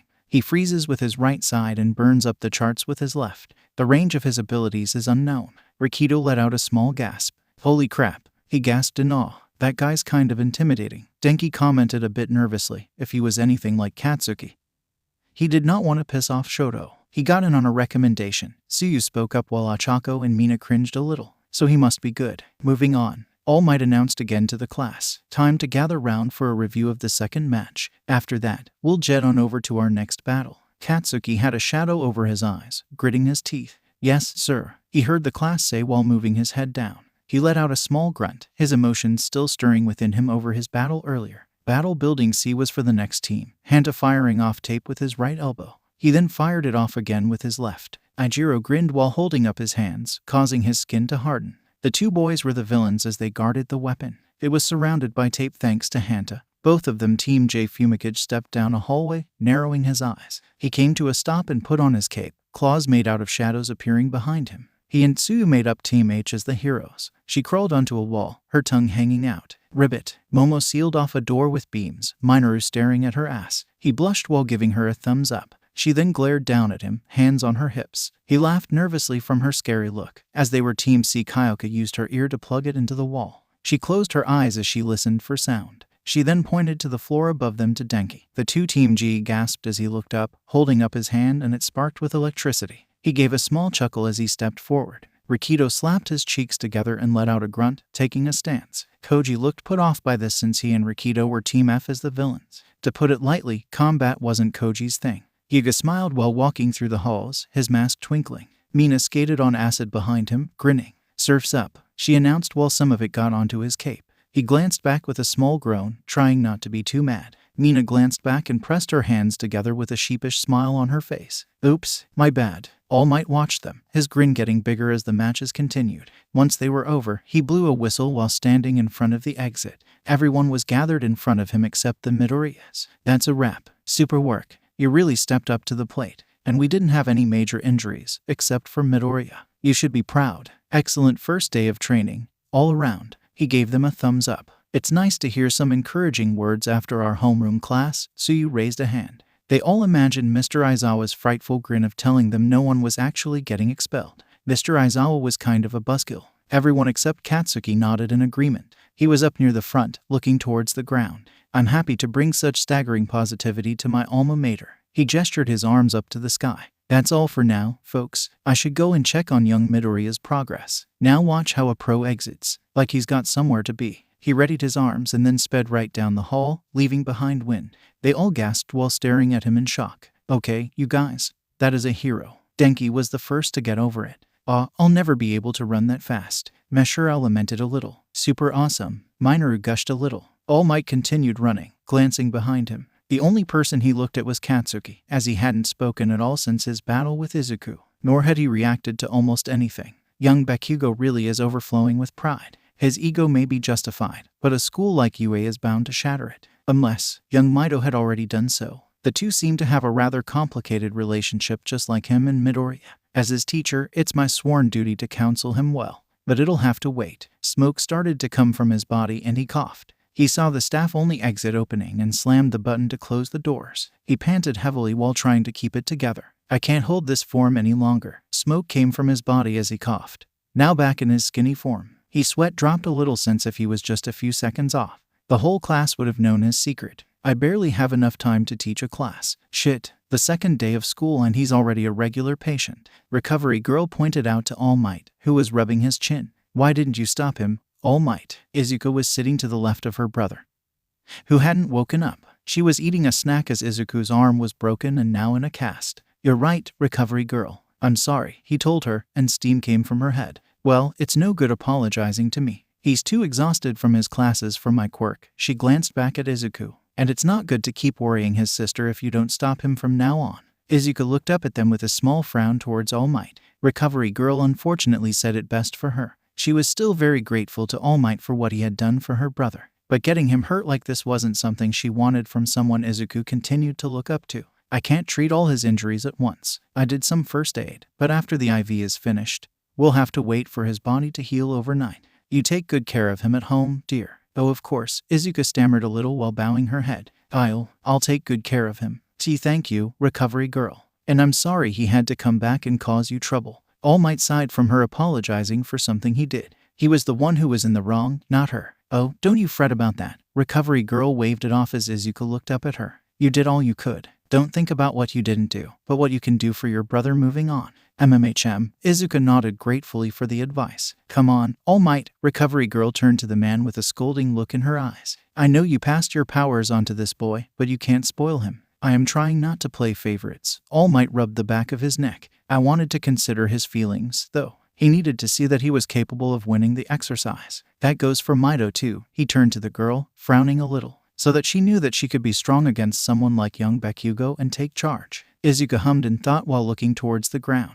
Izuku pointed her bow right at Katsuki, speaking up bravely while panting. She placed her fingers along the string of her bow, about to fire. The two stared each other down with glares on their faces, neither one of them backing down.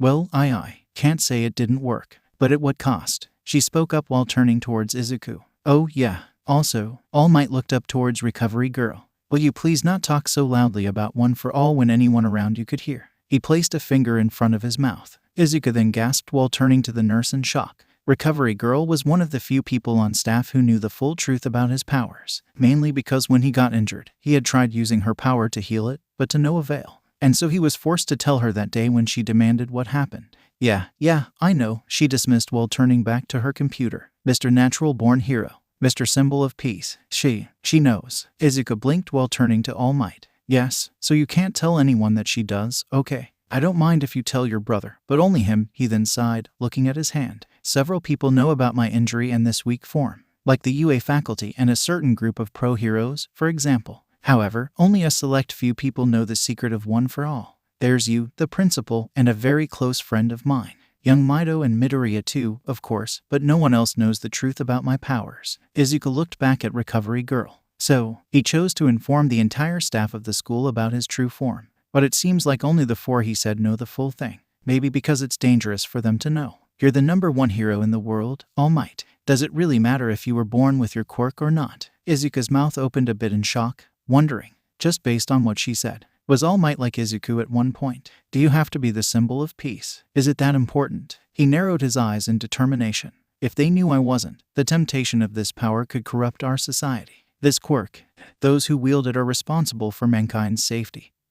He looked at his hand. Izuku's eyes shook a little and then she glanced down at her brother. Then, no one else can know the truth. If it got out, it'd be really risky. Izuku, just how much of that are you ready to handle? Recovery Girl then sighed in defeat. Well, if that's the case, it's even more important for you to be a good guide, she informed as Izuku patted her brother on the head gently. You're right, All Might answered and both of them turned to the girl. Will you let me continue to do that for your brother, Mido? He asked breathlessly and she dropped her hand, not responding. I know I disappointed you today, but I will try, not just for him, but for you as well, to become your own symbol. That's what he wants, right? If you can make sure you train his body so that I won't have to see him like this. Then yes, Mr. All Might. She looked back at him and he gasped. Not using my quirk seemed to really affect him, and I ignored how much until we met you, because I didn't want him to resent any success I had with my quirk. To everyone else, I'm weak and I can't connect with anyone in my class. But to him, I can be a hero too, even if that seems impossible. That's not true. All Might placed a hand on her shoulder. You've already started to accept growth with your peers and within yourself. That kind of acceptance is why you've gotten as far as you have, Mido. Thank you for trusting me with your brother. I know how much you care about him, and he looks up to you so much. I won't lose your trust again, and I'll make sure that you grow as much as he does." She looked up with a tiny smile towards him. "Then, I'll keep trying my best, Mr. All Might, so that I don't disappoint him." Recovery Girl smiled towards the two. Izuku continued to be unconscious. The wind blew in All Might's hair as he stared down at the twins. "Young man, young lady, you two can become heroes," he spoke, and then he held out his glowing hand, rainbow beams emitting from it. "Listen well, young children. This is his choice. One, for all." The twins murmured at the name once All Might explained. "Smash." Izuku thought with gritted teeth at the same time that Izuku fired off her shooting star. Only this time, it was much bigger than her first one. It soared right past her brother, twinkling with power just as Izuku recoiled back his fist. At the same time the shooting star hit the robot. He had punched it with so much power that it not only caused a dent, but the robot was pushed back far. This was thanks to the power of both twins working together. All Might held out his hand. "Welcome, young Midoriyas. You are now going to be a part of the Hero Academia." Izuku clutched his hand with the broken finger after throwing the ball. Izuku held her burning fingers, out of breath. "We've still got a whole lot to learn. If I'm gonna achieve my dream and help my sister." Izuku then stood up with a brave face, clenching a fist. "You can call me Deku, but I'm not the same helpless, defenseless kid anymore. And Izuku is slowly starting to change too, you know that. When was the last time she tried standing up against you? We've changed. You hear me?" His eyes and hand were shaking. "From now on, Deku is the name of a hero. Hero, hero, hero." His eyes slowly opened, and he saw the IV above him. It was still wrapped around his left arm, his right arm still in a cast. He felt something near his bed and looked to see his sister napping. Her upper body was hunched over while sitting in the chair. It couldn't have looked very comfortable. He then closed out his eyes, letting out a hum. He looked back to Izuku and gently nudged her with his leg. "Hey, big sis, wake up," he whispered, doing this a few more times before she sat up with her eyes closed. She let out a small tired grunt, wiping her eyes with the back of her wrist. What time is it?" she asked groggily and quietly. "I'm waking up and you fell asleep." He teased a little and she gasped sharply once she heard his voice. "Little brother." She beamed happily to see him awake. "What time even is it?" He turned to her and they both turned towards the clock. It was almost 4 o'clock. "It's late afternoon," he murmured in confusion. "You've been here for a few hours," she informed, and he turned to her curiously. "All Might excused us for the rest of the day. I'm not sure if everyone else has left already. Are you okay? No one else got hurt, did they?" He wondered quietly and she waved a hand. "Oh, I'm fine," the girl assured him, and he sighed in relief. "I didn't get a scratch on me, and from what I heard, no one else was seriously injured." "Bakugo-san was really brutal on you, huh?" She frowned deeply. She had a feeling part of it had to do with him confronting her, and yet she couldn't understand why if that was the case.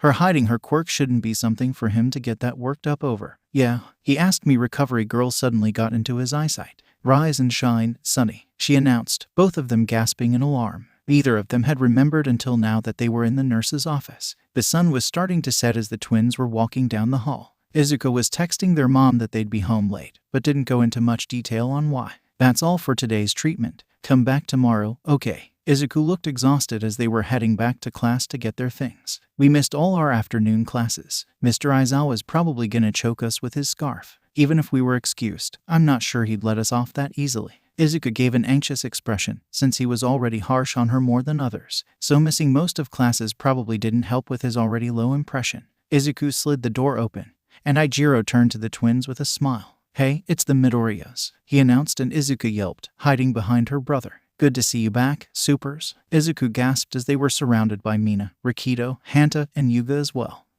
Man, I don't know what you were saying during that match, but you were all fired up, you and Mido. Izuku blinked slowly and then peeked from behind. "Oh, that's right. Uraraka-chan and Yaoyorozu-chan decided to come up with a nickname to tell the difference between us in class. I guess they must have told everyone. I can't believe you held your own against Bakugo. He's super strong. And firing off that shooting star. That was a smart move to fire it against Ida and then have it be a bluff." Hanta complimented with a small smile. "You did a great job dodging." Mina gushed and then grabbed Izuku's hand, pulling her slightly out of hiding. "And Mido, you don't need to be so shy with us. We're your classmates now. And the way you were zipping on that star, so awesome." She gave the twins a big smile. "You guys really turned up in the first match," Rikido told the two. "So none of us held back in our rounds, either." Hanta nodded in agreement, Izuku blinking while staring at them. Yuga popped up from behind Mina. "You were far from elegant, but I suppose in the dodging was like, whoa." And Izuku's speed, whoosh. Mina jumped up and down, grabbing Izuku's hands. "You've got to show me how to do it sometime. I want to do it with my acid. Izuku gasped in shock as Izuku moved away her hands gently. Her hands in front of her skirt. The two glanced at each other since they had never actually been praised in school before. It was always the exact opposite, so having this happen, making friends. Hey, I'm Ijiro Kirishima. Ijiro grinned while jerking a thumb to himself. He then jerked a thumb to Hanta. We've been going over training results while you were in recovery with your sister. Hi, Hanta smiled at the two. I'm Hanta Zero. More importantly, I'm Yugao and Mina Ashido. Mina waved her hands rapidly, interrupting him again. And I just gotta say, your dodging and firepower were awesome. She giggled, giving Izuku a big hug. Oh, Izuku blinked in shock down at her as she was lifted from the air, yelping as she was shaken a bit. Ashido, you gotta calm down, you might scare her. Tsuyu looked up at her. The pink-skinned girl put her down, rubbing her neck sheepishly. Tsuyu, but please, call me Tsu. Hey, Rikido bent down a bit. Sato, Izuku nervously held up a hand. Hey, guys, and nice to meet you all. Izuku bowed her head, Mina gushing. She's just so small and cute like a puppy. Why does that keep coming up? I don't get it. Izuku tilted her head in confusion. And my name's Maita. Minoru jumped up in front of everyone, causing the two to yell. Your sister's so hot. Izuku looked a bit put off as he wiggled his fingers while drooling. I don't like him, she whispered to Izuku while pointing at Minoru, who gave a wide-eyed look of horror. Where the heck did you pop out of? Ijiro looked down at him. Not really the best first impression either. UAS shiniest star here. Yuga tried to get their attention once again. You might sparkle, but you sucked it up in training, Rikido commented while 𝗵𝐽𝐺 was watching them. He then looked away, his eyes closed. So noisy, he murmured to himself. Takoyami. Tenya sped walked over to the student. Stop using that desk as a chair, he ordered while waving his arms rapidly. Get off of it this instant. Dude, you need to chill, Kyoka remarked plain and simple, a hand on her hip. He let out a shocked sound from her advice, recoiling back a bit. You're carrying a lot of tension, Mashiro pointed out to him. Tenya then sagged his shoulders. No one understands. He then gestured to himself, pointing at 𝗵𝐽𝐺. I cannot condone actions that disrespect these desks. Not when great men and women, our upperclassmen, once used them. Also noisy, 𝗵𝐽𝐺 commented at this, Tenya staring him down. Izuku gave sheepish smiles at the exchange. Ida never relaxes, does he? Takoyami-san. Izuku spoke up quietly, everyone turning to her. Ida-san only means well W with our class. I understand that it might not be bother you, but he feels that you don't respect UA. As so, would you please move?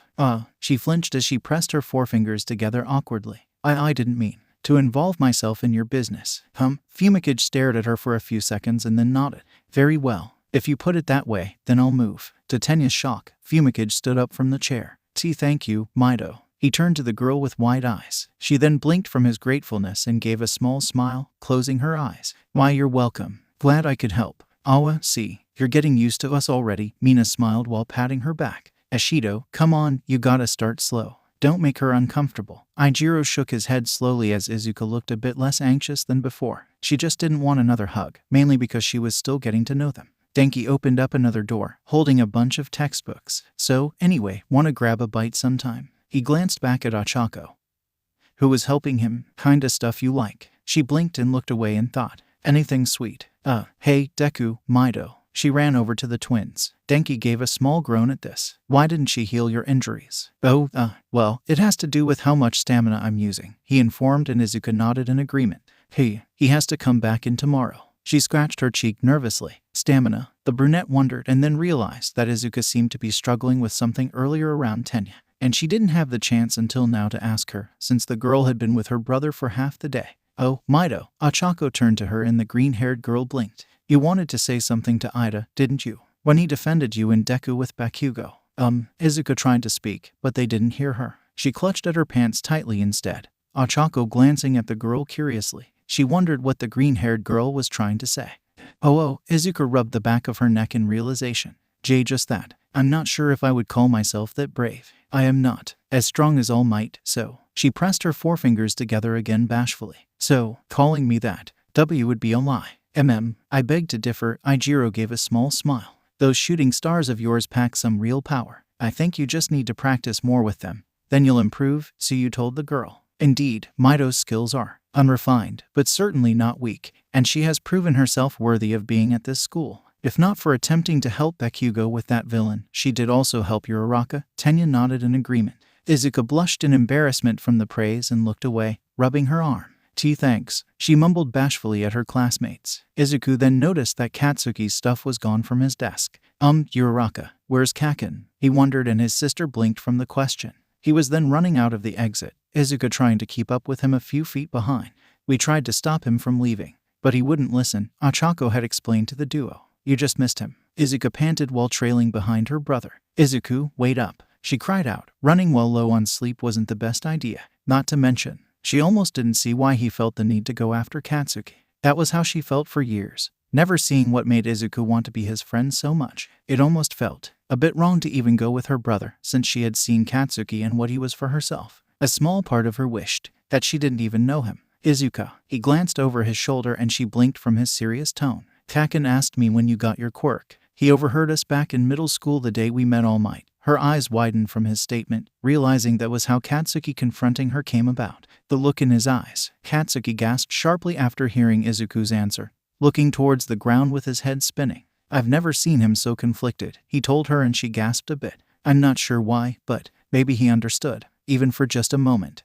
I could see that he could see where you were coming from. What? She whispered in a bit of disbelief. She almost couldn't see it herself, but her brother she knew was no liar. And so, with the truth, she couldn't help but wonder what was going on in his head. Katsuki, actually understanding how she felt. It seemed too much of a foreign concept. Damn it, you and Mousy were tricking me for years by acting weak. Bet you two have been laughing behind my back, huh? I heard what you two were saying back before we were admitted to UA. The two continued running as fast as they could, Izuku narrowing her eyes. So where's that flashy power of yours now?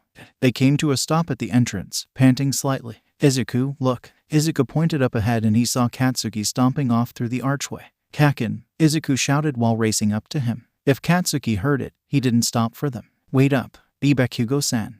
Izuku called out and he stopped at her voice. She flinched from the sudden tension between the three of them. He then glanced over his shoulder with a furious look in his eyes, and it caused her to tense up. What? He snarled, and Izuku gasped, stopping as well. He had never heard Katsuki like this before. Izuku's eyes softened a bit, her hand in front of her chest. Izuku then looked towards the ground, his lip quivering. I haven't told anyone this secret, not even our mom. He felt like he had to, though, to set the record straight. I have to tell you something. Maybe then, you'll understand what's been going on. Izuku gasped sharply while turning to him. Izuku, hold on Izuku, he interrupted while looking at her. It might be the only way. Please. He gave his sister a pleading look. She blinked as she could tell that he felt like Katsuki wouldn't say anything, even if he understood any of it. She bit her lip, letting out a small sigh and nodding. They'd figure it out how to tell All Might. Neither of us were hiding our quirks from you. Mine was given to me by someone else recently. Katsuki flinched in alarm by this answer. But I can't tell you who I got it from, so don't ask. Sounds crazy. I know. It's like something out of a comic book. Only, it's real. The thing is, I don't really have any control over this power yet. I haven't figured out how to make it my own, but I'm trying. That's why I didn't want to use it against you in the exercise. But in the end, it was the only way that I had a chance of winning. Katsuki was shaking, gritting his teeth. Izuku gave a nervous expression. I've still got a lot to learn. I know that. That's why I'm here. Izuku then gestured to himself, Katsuki only growing more angry. You'll see. I'll work until I have full control of this borrowed quirk, and I'll finally beat you with my own power. And I really was born with a quirk. Izuku clenched her fist. I got mine the same time as you did. Only I couldn't let anyone see it. Not after my brother was quirkless before he got his. I know to you that it sounds silly or that you don't believe me. Her eyes saddened a little. But it's the truth. I never told anyone else besides my family, and I decided to never use my quirk again. Katsuki shook a bit in disbelief at her. Because I didn't even want a quirk if my brother wasn't capable of getting one. If I was able to transfer mine to him, I would have done it a long time ago. He would have had to grow up in my shadow. Izuku gasped while turning to her, probably being compared to me in the process. And then, he'd hate me, and I just didn't want that. It wasn't until he got one that I started to see myself as a hero. The kind that he wants to see me as. And I won't take that for granted ever again. Katsuki stared at them wide-eyed and the two then gasped sharply. Oh crap, what are we saying? The two thought in unison. We only meant to tell him that we weren't tricking him. Izuku reacted first, examining Katsuki, who hadn't spoke yet. How dumb do you think I am? He questioned and they both gasped. Borrowed power. Never using a quirk. Don't talk to me like I'm an idiot. You two already made a fool out of me in that damn training exercise. So, his voice broke a little, his hands in his pockets. Did you both come here to rub it in? I lost. He was seething while his hair covered his eyes. And to make matters worse, it was to you. I came in first in the exam.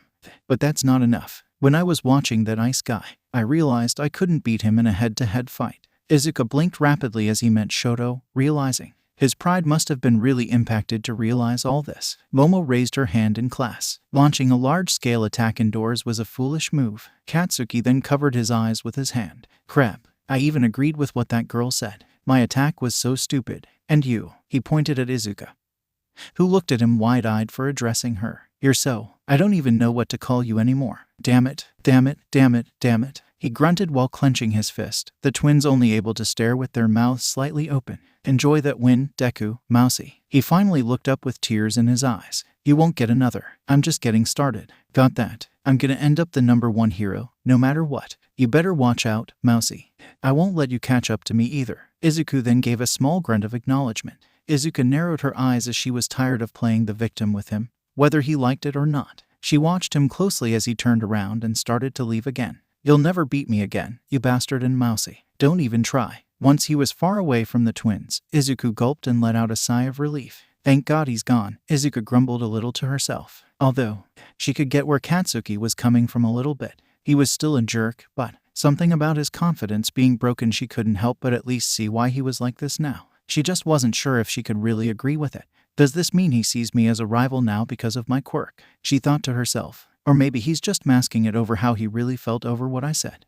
Nah, maybe it is the former. She sweat dropped a bit. Katsuki feeling bad for anyone just didn't seem like him. Katsuki gritted his teeth to himself while thinking of Izuku's words. Damn it, 𝗕𝗁𝗲. Why are you making this so hard? He muttered quietly so she didn't hear it. He couldn't imagine why he felt just a little less rude regarding her, as if he sympathized with her and what she went through because of her decision as a child. He then scoffed, stuffing his hands in his pockets. Whatever, she's still a mouse no matter what the truth is.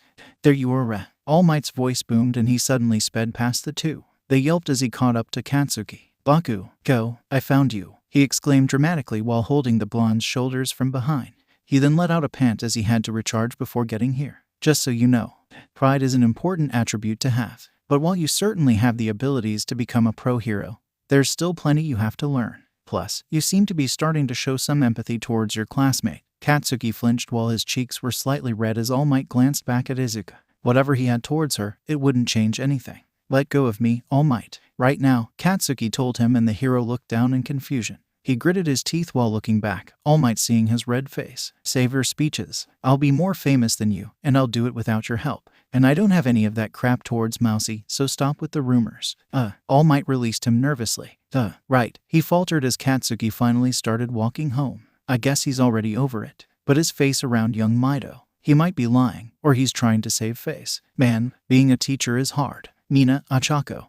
And Tsuyu were watching from a window. I wonder what that was all about, Mina murmured in curiosity. The fated battle between rivals. 𝗓𝗏 pumped her fists, knowing it had something to do with the relationship between Katsuki and Izuku. Whatever Midoriya was saying, it looked like Bakugo really wanted to punch him. I'm not sure if I can say the same for Mido. He looked kinda embarrassed. Tsuyu tilted her head a bit. Mina and 𝗓𝗏 turned to her. I wonder why. 𝗓𝗏 murmured in thought, staring after Katsuki. Childhood friends turned enemies. She pressed her face against the window. Kaken's fuse has been lit. There's a fire under him, which seems to be getting hotter around Izuku for some reason. But that doesn't change what I have to do. I'll keep chasing after him. I'm not sure if I'll ever be able to understand Bakugo-san. Izuku thought as she and Izuku stared him down. Or why things seem to be different despite what he tells me. But, no matter what happens, I won't let him bully me anymore. Midoriya, Mido, All Might spoke up to the twins. What were you saying to Bakugo before I arrived so heroically? Izuku had a bunch of sweat coming from him. He was not ready to say what he just told Katsuki. Oh, nothing special. Alright. We didn't say much and Bakugo-san was his usual self. Izuku waved her hands rapidly, wincing. She definitely just lied a little just now. Come, he put his hand to his ear. I'm so curious. Why don't you tell me all of the juicy details? Seems to me like Bakugo has a soft spot for you, Mido. What? She muttered in utter confusion as she didn't know what that meant. And you're calling me Mido now? Your classmates told me of the suggestion to call you that in class as your nickname. I think it's growing on me, he responded to the girl. Actually, we kinda forgot all the details. Izuku responded awkwardly. And Izuku let out a tired sigh at the both of them. Out in the city, it was now dark out. None of us were prepared for what was to come. All Might warned us about cunning villains. No one could have predicted what would follow. He told us that people couldn't know the secret of his quirk, and Well, there was a good reason. And a few days later, we learned firsthand how terrifying they could actually be. Someone put down a newspaper that advertised All Might becoming a teacher. Did you see this joke? A raspy voice asked while putting down his drink. It says he's a teacher now. The moist from the cup stained over the picture of All Might. Hey, a man with a purple warp for a face turned to the one speaking. What do you think will happen when the mighty symbol of peace is finally killed by the villains? There was a giant creature behind a man with creepy hands all over his body, and he had only one eye showing.